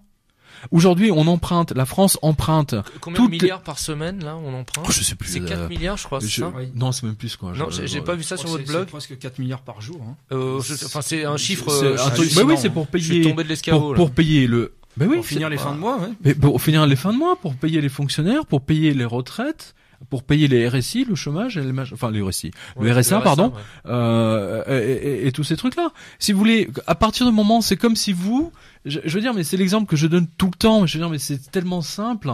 Je dis à chacun de vos auditeurs, c'est comme si vous étiez obligé tous les jours de faire des emprunts au CTLM, à Cofidis ou à votre banque pour finir le mois.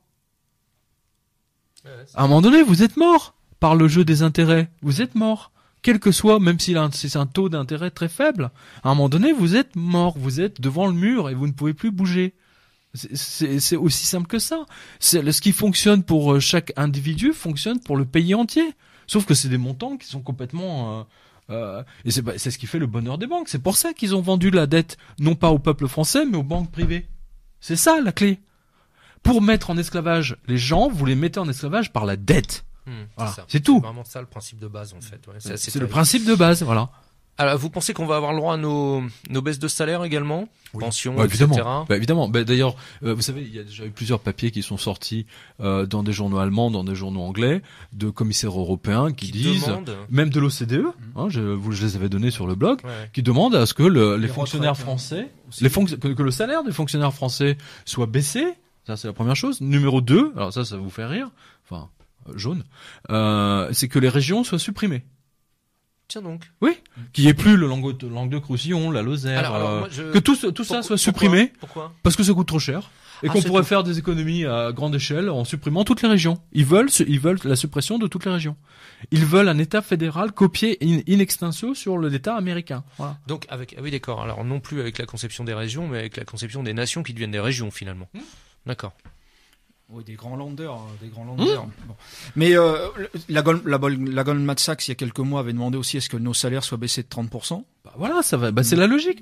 Mais vous savez, tout ceci n'est pas innocent. C'est ce que je vous dis. Moi, je bénéficie, si je peux dire, dans ma revue de presse du paradoxe du 14 juillet. Alors, je sais pas si je vous en ai déjà parlé ou pas. Non. Je m'en souviens pas en tous les cas. Alors, le paradoxe du 14 juillet, c'est très simple, c'est le défilé du 14 juillet, vous avez les chars, les machins, les troupes qui défilent, d'accord?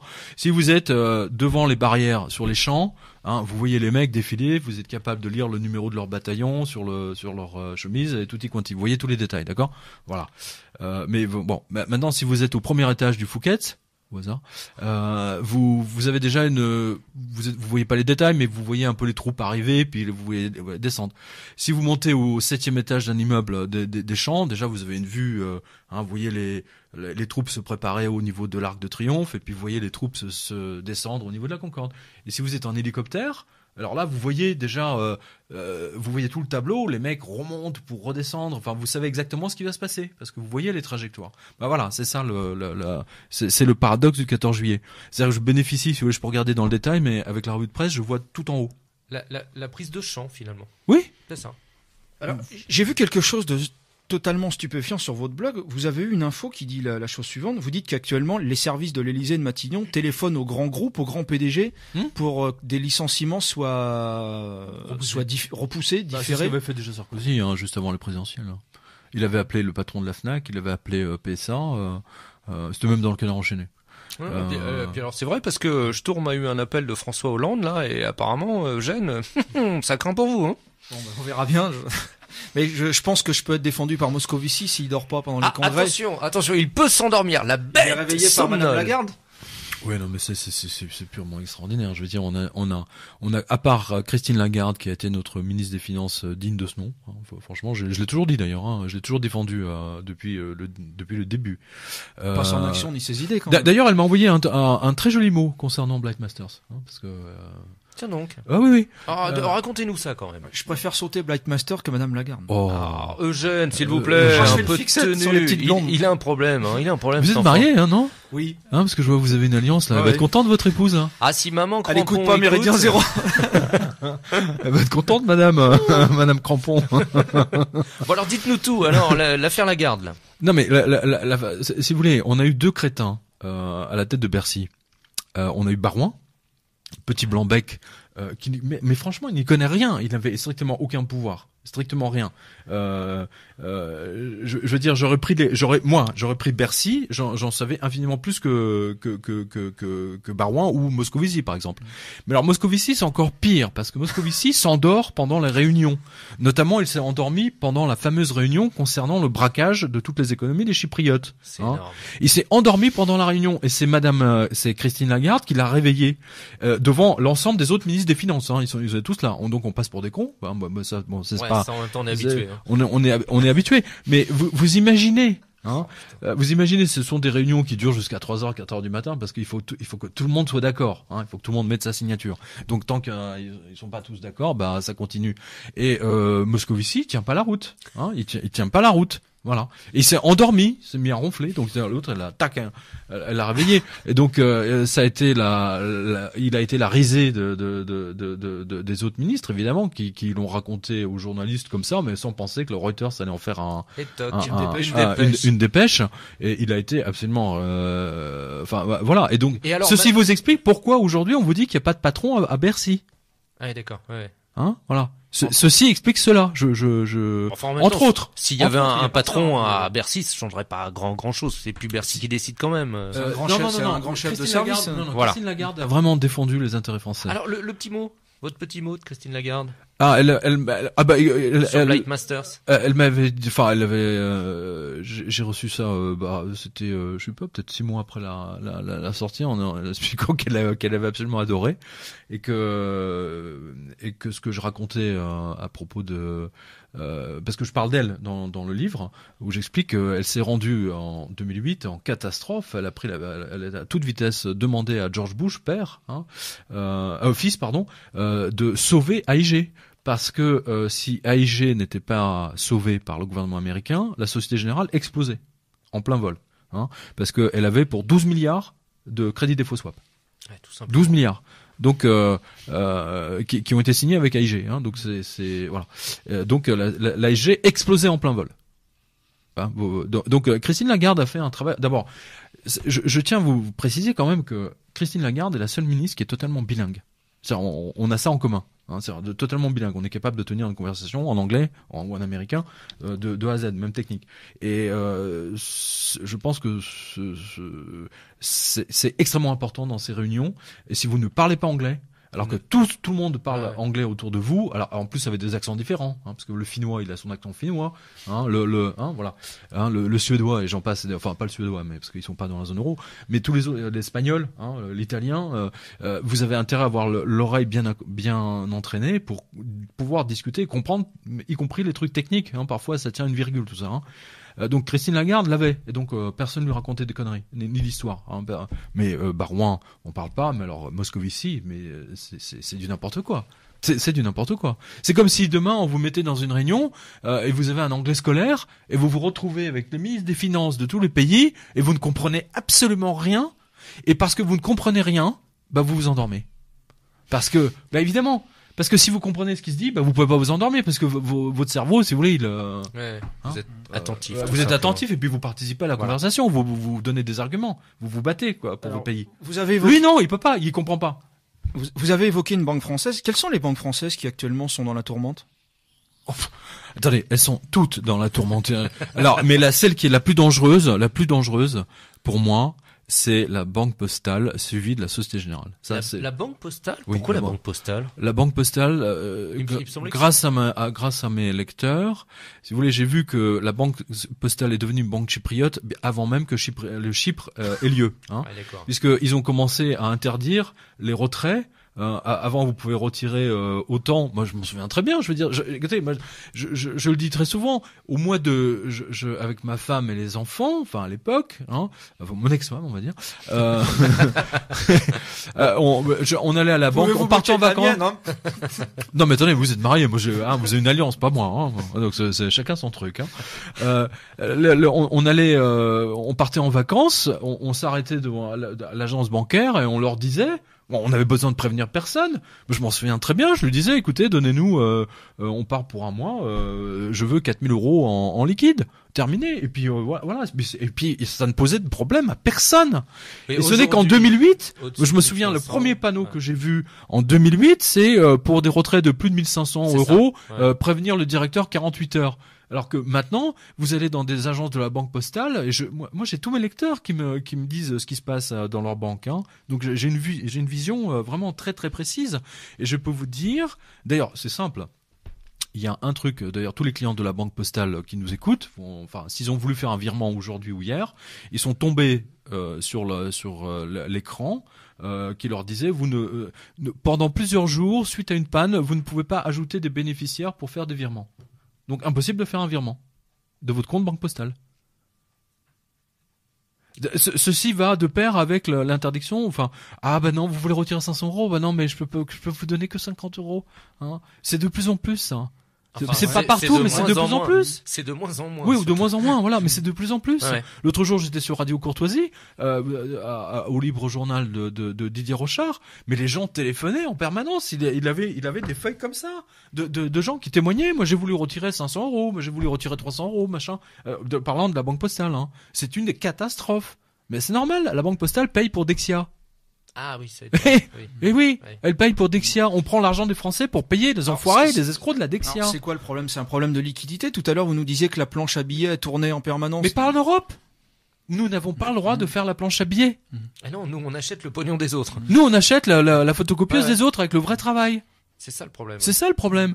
C'est-à-dire que vous, pour acheter cette bouteille d'eau, hein, vous êtes vraiment obligé de casser des pierres. Hein, voilà. Alors que les autres, ils cassent rien du tout. Je veux dire, ils prennent un bout de papier, hein, ils font des photocopieuses et c'est tout. Et ils vous achètent l'usine. Ouais. Et ouais. Non, mais c'est important que toutes les personnes qui nous écoutent comprennent ça. Qu'est-ce qu'on fait alors de nos comptes, Pierre, aujourd'hui? Qu'est-ce qu'il faudrait en faire utilement? Écoutez, moi, c'est la question qu'on me pose, comme vous voulez l'imaginer, depuis février 2008, hein, au moment où j'ai commencé le blog. J'ai toujours dit, toujours, j'ai jamais changé d'un iota. J'ai toujours dit, la maison dans la prairie avec le potager. Hein, c'est une valeur sûre. Ah oui, non mais le potager et si possible le puits. Hein, comme ça, vous avez de l'eau, vous avez tout. Hein, voilà. Vous êtes en autarcie. Le Ricard est bien frais. Voilà. Si vous n'avez pas les liquidés pour vous acheter une petite maison au fin fond de la Creuse ou de la Lozère, peu importe où, vous n'avez pas le choix parce que le jour où tout ça va exploser, la seule chose qui vaudra une valeur, ce sera les pièces d'or et les pièces d'argent. Ouais. Voilà, c'est tout. J'ai toujours dit ça, j'ai pas changé et je ne change pas de. Vous connaissez les thèses de Piero San Giorgio, le survivalisme, c'est un peu votre truc, ça? Non, du tout. Vous y croyez pas? Non, parce que alors pour une raison très simple, si vous voulez, c'est que une crise. D'abord, il faut étudier les crises financières. Hein, l'Argentine, la Yougoslavie. Hein, la Yougoslavie. Je suis d'origine serbe et j'ai encore. Vous êtes recherché par le tribunal pénal international, vous aussi? Ah non, je suis trop jeune moi. Bon, je suis trop jeune. Moi, j'ai pas fait la guerre en Yougoslavie, donc j'ai pas exécuté des musulmans kosovars. Mon cousin a été mobilisé par l'armée yougoslave et il a été effectivement envoyé au Kosovo, hein, où il y a eu quand même des histoires sanglantes absolument invraisemblables. Hein, je le précise. Des deux côtés de la barrière, il me semble. Des deux côtés de la barrière, évidemment. Alors que moi, je tiens à rappeler que les musulmans ont vécu avec les Serbes, les Croates, les Monténégrins en parfaite harmonie. Depuis des années. Je veux dire, je n'ai jamais en Yougoslavie, ça se passait très bien avec le Kosovo. Ça se passait très bien. Je voudrais rappeler quand même une chose. Non, mais je tiens à préciser. Je tiens à préciser, si vous voulez, que là, je fais juste une parenthèse parce qu'on sort du sujet, mais que la guerre, cette haine qui est inculquée aux musulmans, hein, cette espèce de haine religieuse, c'est quand même l'intégralité des livres que les Saoudiens ont distribués. Hein, ils ont financé la guerre de toutes pièces, hein, au Kosovo. Faut jamais l'oublier. Avec les Américains qui ont soufflé sur les braises. Faut jamais l'oublier aussi. Bah évidemment, tiens. Évidemment. D'ailleurs, il y a le général anglais qui a raconté comment il a empêché la Troisième Guerre mondiale, hein, quand l'avion russe a atterri sur l'aéroport de Sarajevo. Non, c'était à côté de Belgrade, je sais plus. C'était c'était un avion russe et les Américains lui avaient demandé d'interdire ou de descendre l'avion. Et le général anglais a pris la décision de le laisser atterrir, hein, pour ne pas déclencher la Troisième Guerre mondiale, parce que c'est ce qu'il cherchait, hein, quelque part. Hein, enfin bon, ça c'est, je suis désolé, c'est les petits détails comme ça qui font la différence. Une qui va vous permettre de rebondir. Vous savez que Milosevic c'est le seul chef d'État européen à avoir ponctionné dans les comptes des déposants serbes en 92, avant l'expérience de Chypre. Je le sais. Oui. Ah, j'en parle souvent. Mais pour financer la guerre, hein, c'était pas pour financer. Attendez, il a pas financé que la guerre, hein, Milosevic, hein, bon, hein, c'est surtout sa femme, hein, parce que Milosevic c'était une couille molle, hein, c'est sa femme qui pilotait. Ça c'est dit. Oui, non, mais c'est vrai. Je veux dire, tout le monde le sait. Attendez, n'oublie pas une chose, Milosevic était banquier central, hein. C'est vrai. Ah, je savais pas. Alors là, c'est un banquier. D'accord. C'est le patron de la Beogradska Banka. Ah bah attendez, vous êtes la boucle est bouclée. Non, je vous signale qu'il a quand même planqué plusieurs milliards à Chypre. Ah, lui aussi. Oui. Je vous dis que Chypre a toujours été la place financière. Tous les riches oligarques russes, bulgares, tchécoslovaques, etc., et bien entendu serbes, slovènes, ils allaient planquer leur argent ou même à Chypre. Le ministre des Finances serbe, il y a 1 an et demi, 2 ans, a fait un voyage officiel à Nicosie pour essayer de récupérer l'argent que la famille Milosevic a planqué là-bas. Ah oui, d'accord. Non mais je connais mon truc quand même, un petit peu. Alors, dites-vous bien, Pierre, que sinon on ne vous aurait pas invité. C'est gentil. Voilà. Non mais c'est. Bon, alors par contre, c'était la BNP aussi a du pognon à Chypre. Hein. J'en ai oublié la question d'Eugène, moi à l'origine. C'était quoi votre question, mon cher Eugène, parce qu'on est parti sur. Oui, on était parti sur les banques françaises, lesquelles étaient fragiles. Ah voilà, c'était. Mais la moins pire, je dis la moins pire. Hein, ça veut pas dire que c'est la meilleure, c'est la moins pire, c'est la BNP. Et pourtant, elle a beaucoup d'avoir à Chypre, la BNP. Elle a beaucoup investi en Grèce. Oui, d'accord, mais si vous voulez, la BNP est celle qui a le mieux géré la crise. Entre guillemets. Les autres, elles ont rien géré du tout, elles ont subi. D'accord. Est-ce qu'il y a des produits financiers sur lesquels on pourrait se rabattre aujourd'hui? Je sais pas, une assurance vie, Pierre. Une assurance vie, d'accord, oui, vous êtes téméraire. Ouais.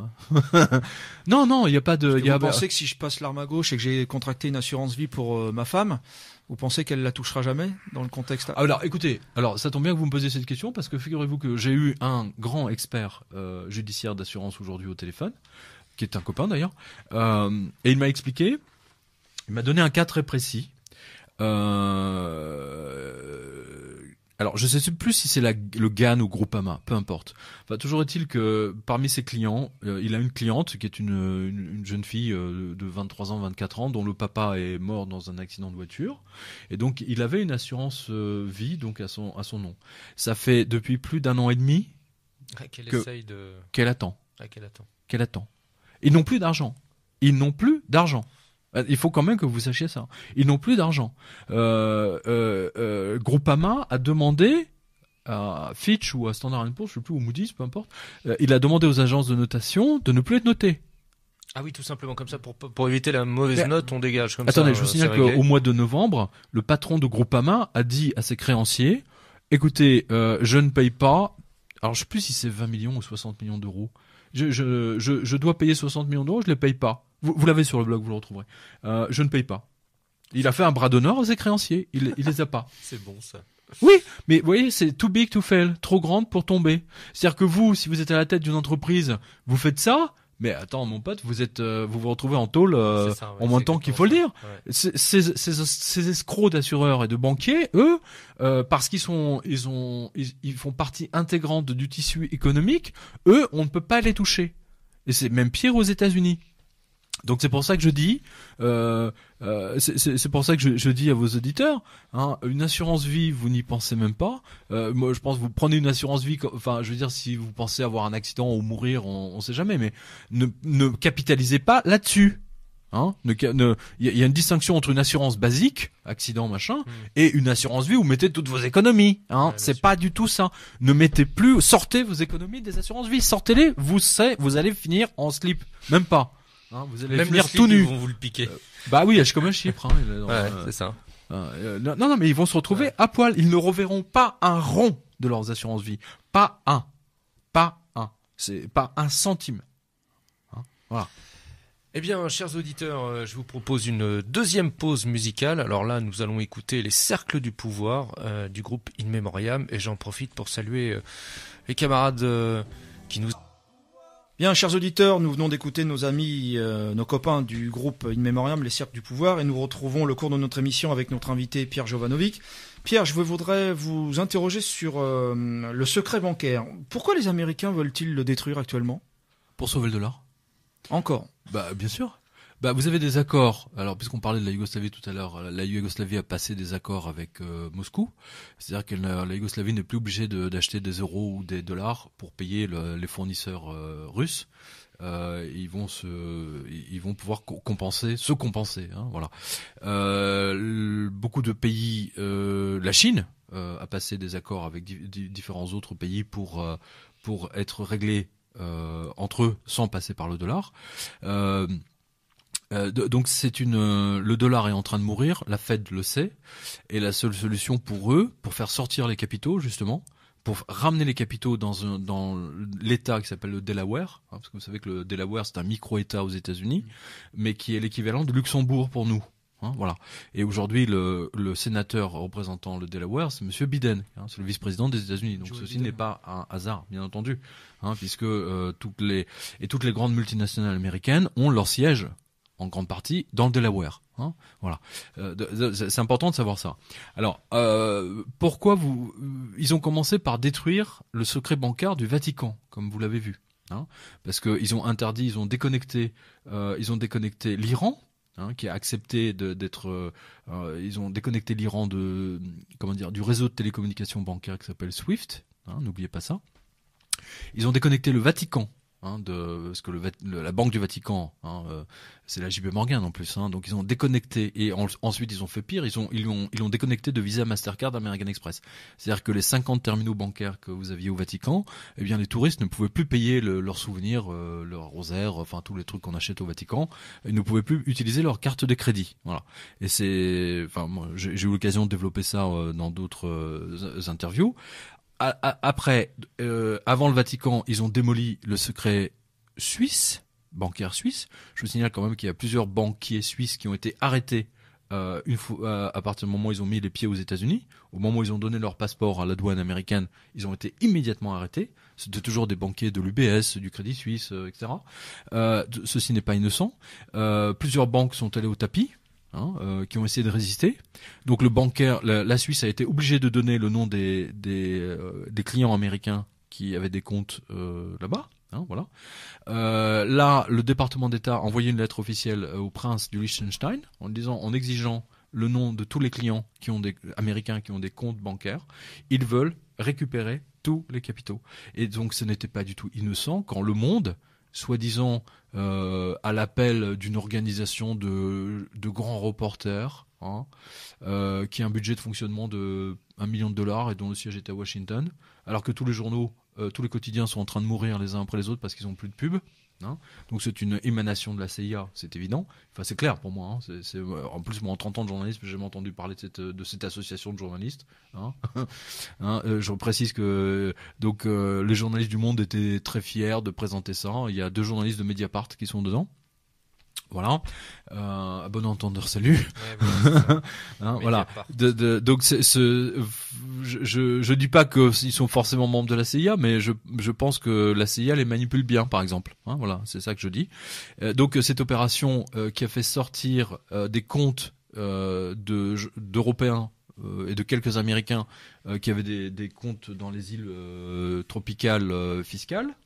Genre Caïman, voilà, c'est l'opération que vous avez vue médiatique il y a à peu près un mois et demi. Donc ceci n'est pas du tout innocent, bien entendu. Ils vont attaquer ensuite Gibraltar et ils ont démoli Chypre. Voilà. Donc il y a c'est cohérent. Non mais c'est cohérent. C'est cohérent. Vous avez quelque part à la CIA un bureau ou un étage qui est intégralement consacré à la destruction du secret bancaire dans les différents pays. D'ailleurs, la Belgique vient de répondre. J'ai vu passer un article il y a pas très longtemps. La Belgique vient de répondre, de donner les noms des clients américains qui sont en Belgique, parce que la Belgique avait quand même une certaine forme de secret bancaire. Il faut pas l'oublier. Donc voilà, ça vous montre bien que tout ceci est organisé. Et le prochain, bien entendu sur la liste, c'est le Luxembourg. Mais Luxembourg, ils y vont mollo parce que Google. Oui, ce que j'allais dire, il y a quand même un paquet d'entreprises américaines. Au Luxembourg, voilà, Amazon est domicilié au Luxembourg, également, ouais. Toutes les grandes multinationales américaines sont domiciliées au Luxembourg. C'est pas du tout innocent. Ouais. C'est pas du tout innocent.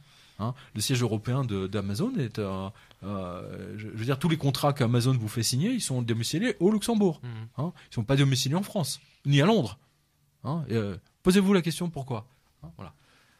Sur votre site, vous référencez souvent en ce moment des troubles que vous relevez dans la presse quotidienne régionale, des vols, des attaques de boucheries, de charcuteries, ou même des vols de bétail, etc.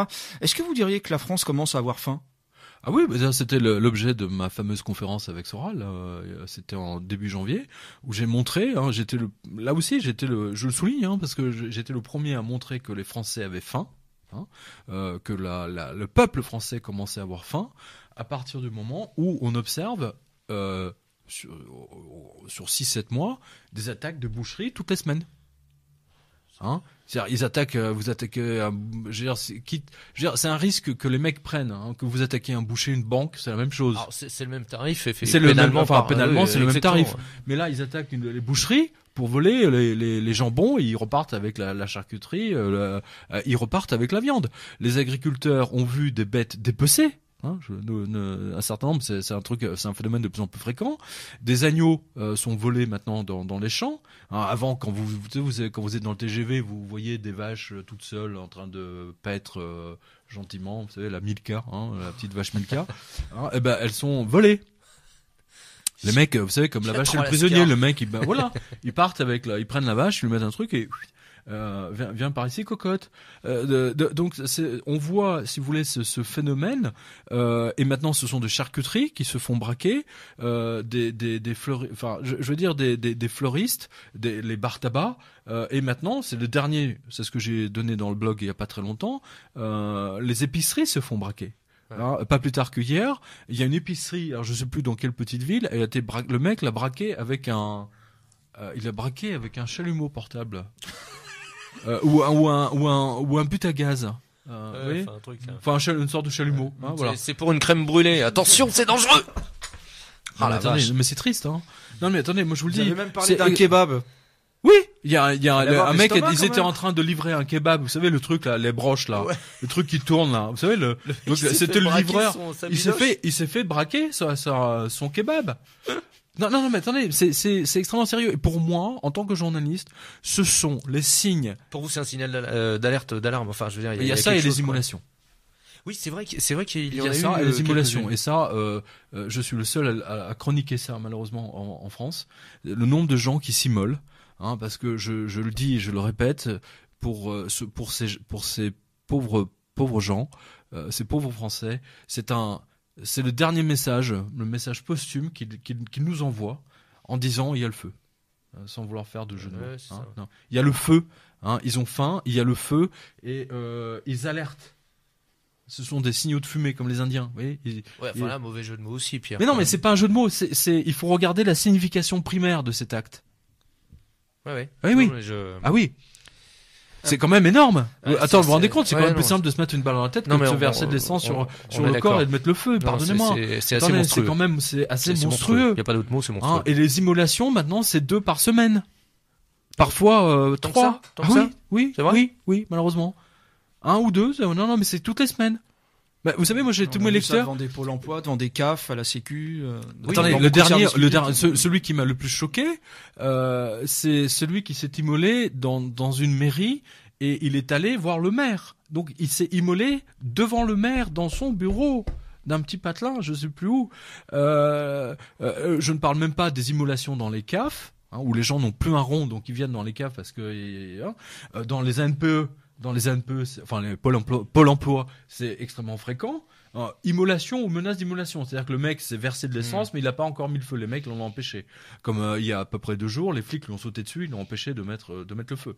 Mais il y a une semaine, c'était une femme qui s'est attachée, elle s'est cadenassée à une banque, à sa banque, le Crédit de Mutuelle de Bretagne, si mes souvenirs sont bons, et elle est venue avec l'essence, elle s'est versé l'essence. Elle a mis le feu. Non, c'est en Espagne, je crois. Elle a mis le feu. Il y a eu le feu dans l'agence bancaire. Attendez, ce sont les signes qui ne trompent pas. Alors on va vers une guerre civile, on va vers une révolution. C'est ça que je vous dis. Avant-coureur de la catastrophe, effectivement. Oui. Il y a des petits détails. Il me semble avoir vu aussi dans certains Leclerc des antivols même sur les tranches de jambon maintenant. Non, mais sincèrement, ça fait 30 ans, quasiment 30 ans que je suis journaliste.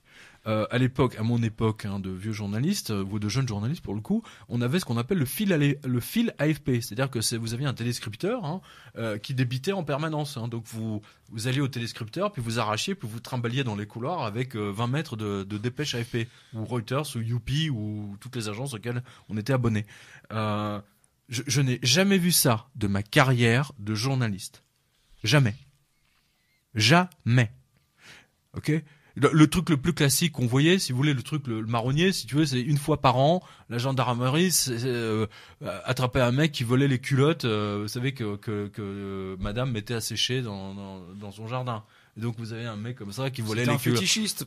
Oui, voilà, voilà, mais c'était le seul truc, si vous voulez, qui sortait de l'ordinaire. Mais les Français s'immolant en série, c'est du jamais vu. Je vous signale que la même chose s'est passée en Tunisie et dans tous les pays du Moyen-Orient où il y a eu des révolutions les unes après les autres. C'est ce qui a mis le feu d'ailleurs au fameux.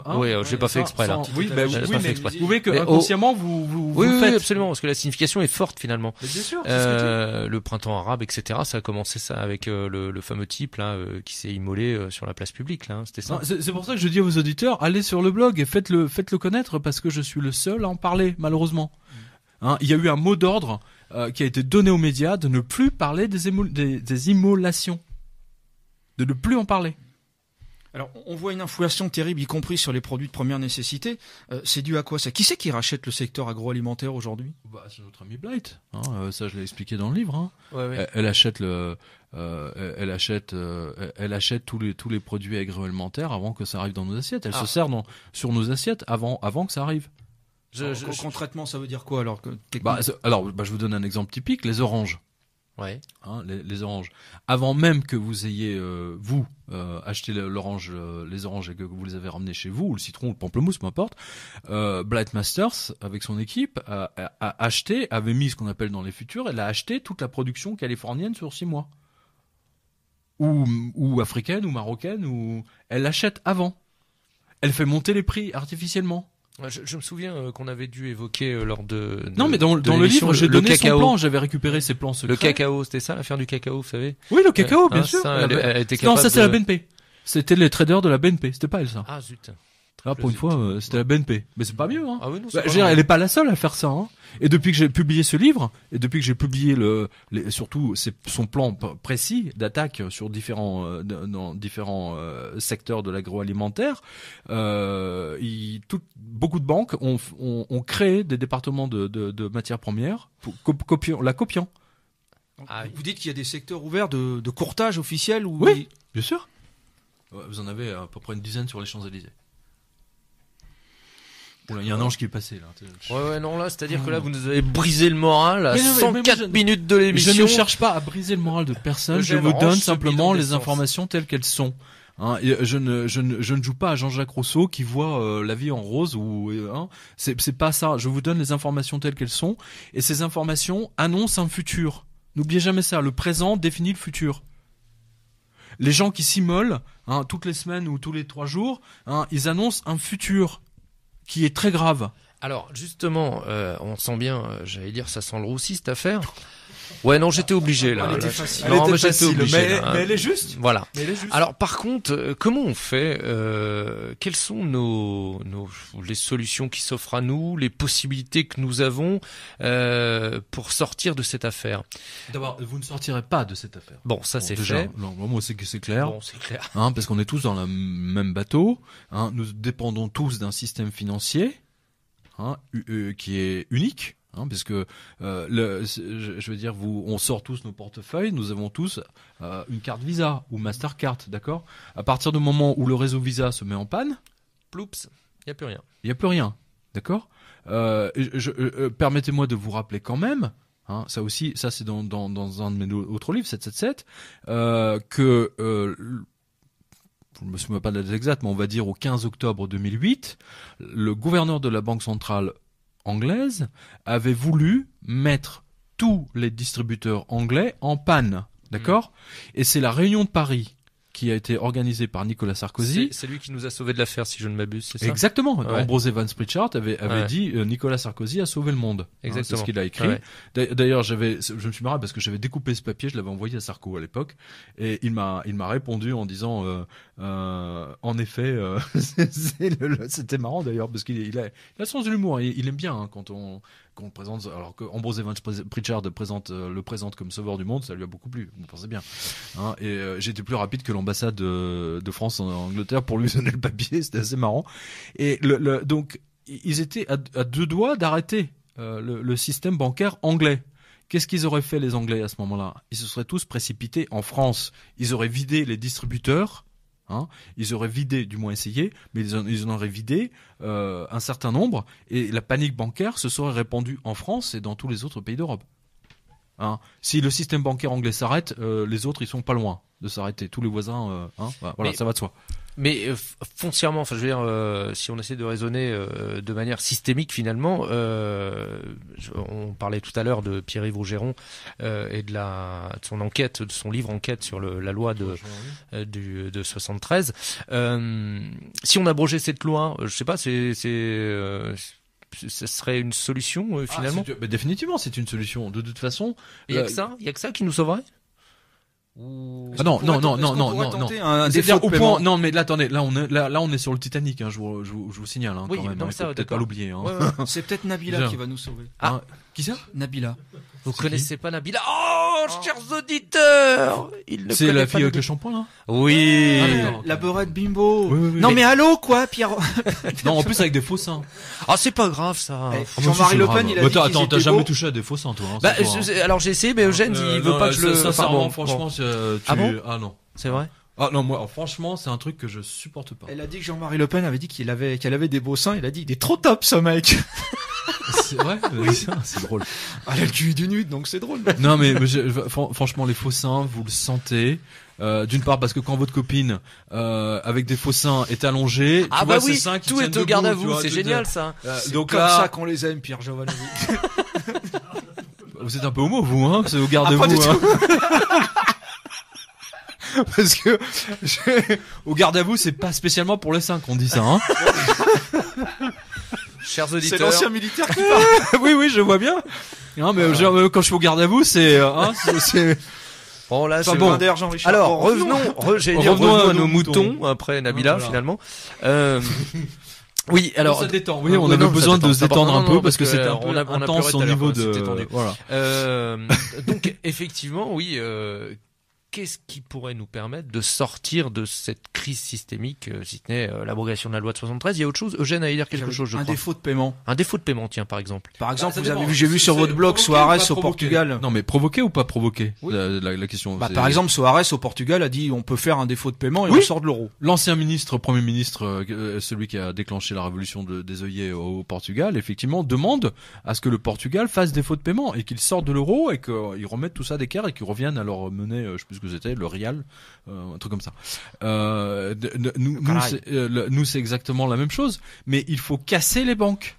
Il faut casser les banques. Je vous signale que la période des 30 glorieuses, parce qu'on nous sert ça, mais pendant la période des 30 glorieuses, avant le développement phénoménal des banques à partir des années 72-73, les banques étaient nationalisées. Hein, c'était des banques nationales. Hein, personne se posait de questions. Tout le monde était content. Et puis on n'a rien à foutre des actionnaires privés du Crédit Lyonnais. Vous vous souvenez de ça? Ouais. Hein, faut pas l'oublier. Hein, c'est quand même vachement important. Les 30 glorieuses, c'est quoi? C'est le Standard Or, indirect, mais il était là, hein, parce que on était sur Bretton Woods. Faut pas l'oublier. Hein, et c'était la Banque centrale française, Banque de France souveraine. Et la banque, c'est ce que montre Rougeron dans son livre. Le gouverneur obéissait au président de la République, au Premier ministre. Il faisait la politique monétaire qui était dans l'intérêt du pays. Oui, on n'a rien à foutre des marchés financiers. Oui, l'économie qui était soumise aux politiques. Voilà. Et on enrichissait les Français puisque les Français achetaient de la dette. Ils achetaient la dette saine. C'est de la bonne dette, c'est comme le soi-disant cholestérol bon ou mauvais. Mais là, c'est de la bonne dette puisque on s'endettait pour construire le TGV, pour l'Airbus, pour les fameux grands travaux, le programme spatial français, le nucléaire français, le téléphone, etc. C'était un endettement logique et les Français les épargnants français c'était normal. Et c'était normal. Les 30 glorieuses, c'est ça quand même. Alors, faut pas l'oublier. Y a-t-il plutôt des hommes politiques qui sont en capacité de réagir de la sorte? Parce que vous parliez, j'ai pas compris la question. C'est-à-dire qui sont en capacité de faire des propositions de non, aucun. Type, aujourd'hui, aucun, strictement aucun. Même Jean-Luc Mélenchon, excusez-moi. Mais non. Parce que c'est sur votre blog, excusez-moi, je vous coupe. Oui. C'est sur votre blog, j'ai regardé ça, où je crois j'ai vu une vidéo là où il y a plein d'hommes politiques, des extraits de vidéos d'hommes politiques. Oui, il y en a Nigel Farage souvent. De la loi de 73, etc. Oui, enfin, pas tant que ça, mais certaines vidéos, mais il y a Mélenchon parce qu'il a quand même parfois il y a des éclairs de génie, Mélenchon. Mais à part lui, je ne vois personne d'autre. Je ne vois aucun homme politique, et encore moins Dupont-Aignan. Marine Le Pen. Écoutez, sincèrement, je ne sais pas ce qui se passe au Front National, mais depuis qu'il y a Philippot, je trouve que il y a quelque chose qui va pas. D'ailleurs, on a vu l'absence de Marine Le Pen pendant les mariages sur l'histoire du projet homo. Manif pour tous. C'est extrêmement clair. Il y a beaucoup de non-dits là-dedans. Voilà. Non, je trouve que Marine Le Pen ou le Front National n'est pas du tout à la hauteur de la crise. Il pourrait être beaucoup plus méchant que ça. Regardez, moi on a un exemple formidable sous le nez. C'est Nigel Farage. Attendez, il vient de remporter les élections. Tout à l'heure à la conférence de presse avec François Hollande, il y a un journaliste qui lui a posé la question en disant que en Angleterre il y a un parti politique, c'est Nigel Farage, sans le nommer, qui est en train qui est anti-européen, qui risque de gagner les élections, et s'il gagne les élections, il sort de l'Europe. Oui, c'est ça. Tout simplement. C'est ce qu'il a dit, ouais. Mais on va le voir de plus en plus. Mais vous n'avez aucun parti véritablement anti-européen. Je vous signale que le Front National, pendant les élections présidentielles, a retiré ces histoires de sortie d'Europe, etc. Sous prétexte que ça faisait peur aux électeurs, donc on l'a remis. Voilà, ils ont bidouillé. C'est pas bien. C'est pas bien. C'est vrai. Un coup on sort de l'Europe, un coup on sort. Asselineau l'a très bien montré pour le coup. Asselineau l'a très bien montré ça. Les contradictions du Front National, c'était très clair. Est-ce que le protectionnisme pour vous c'est un gros mot? Non, pas du tout. Mais bien sûr, attendez, le protectionnisme c'est vachement important. C'est quand même beaucoup plus important que vos salariés, que votre peuple ait du travail. C'est tellement évident. Attends, regardez ce qui s'est passé. Attendez, est-ce que vous vous rendez compte que Harley Davidson, aux États-Unis, ils ont délocalisé leur production en Inde, et au Mexique, et tous les mecs qui travaillaient chez Harley Davidson, enfin une grande partie, a été licenciés. Ils ont été virés. Toutes les usines aux États-Unis, ils avaient une grande production de lave-vaisselle, tout ce qui est appareil ménager, ce qu'on appelle le blanc. C'est ça. Voilà. Et vous avez des États qui étaient spécialisés, qui fournissaient tous les États-Unis. Et vous avez des dizaines de milliers d'ouvriers qui avaient du travail aux États-Unis en fabriquant des lave-linges pour les Américains. Eh bien, tous ces mecs-là, on les a jetés comme des malpropres et ils ont délocalisé au Mexique. C'est la même chose c'était la même chose pour les voitures. N'oubliez jamais ça. Regardez IBM. C'est un truc que je connais bien parce que moi j'étais journaliste spécialiste en informatique, télécom, etc. IBM, je les connais par cœur. C'est l'entreprise pour laquelle j'ai eu le plus grand respect, franchement, pour leurs ordinateurs, leurs portables, etc. IBM en 1999-2000 a vendu tous ces ThinkPad, vous savez, ces portables d'une grande qualité, ils les ont vendus aux Chinois, à Lenovo. Ils ont vendu ça à Lenovo, c'était annonciateur.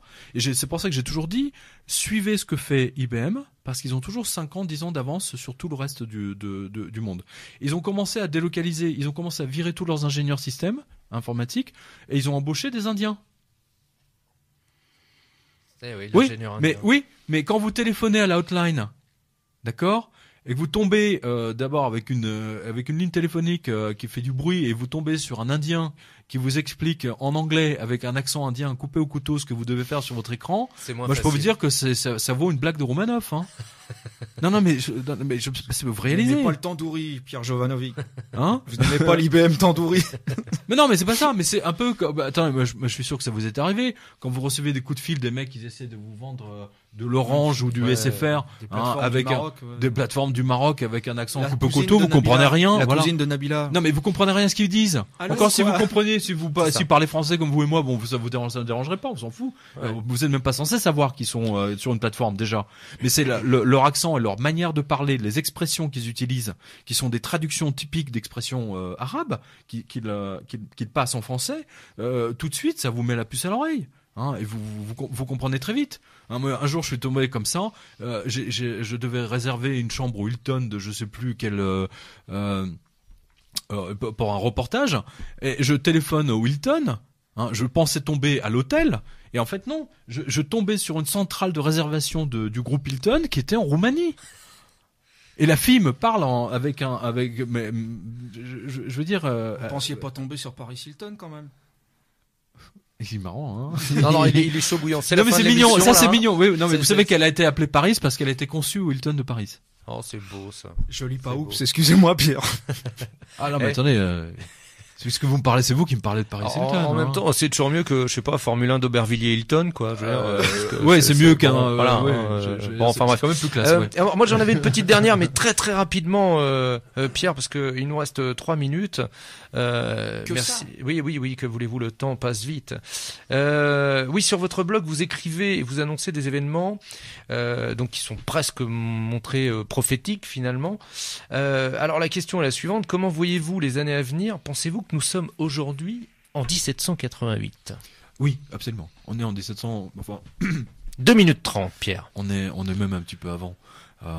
Nous sommes d'ailleurs, attendez, moi, je dis ça depuis 5 ans. Et qu'est-ce que vous avez vu sur les dos de bus et sur ce qu'on appelle les culs de kiosque? Vous avez vu la grande affiche du Point il y a 3 semaines. Sommes-nous en 1789, point d'interrogation, avec Marine Le Pen, avec Mélenchon en train d'hurler, et François Hollande dans Louis XVI. Et moi j'étais le premier à dire François Hollande c'est Louis XVI. Et tant et si bien, si vous voulez, que dans une interview de Valérie Trierweiler a déclaré à un journal anglais qu'elle-même s'appelle Marie-Antoinette.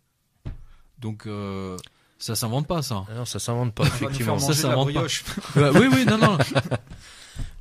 Justement, pourquoi, à votre avis, les bouchers se font braquer, les boulangeries se font braquer? Les boulangeries se font braquer, on a oublié. J'ai oublié tout à l'heure quand j'ai donné de la liste, j'ai oublié les boulangeries. Pourquoi ils braquent les boulangeries, les mecs? C'est parce que c'est un endroit. A des belles miches.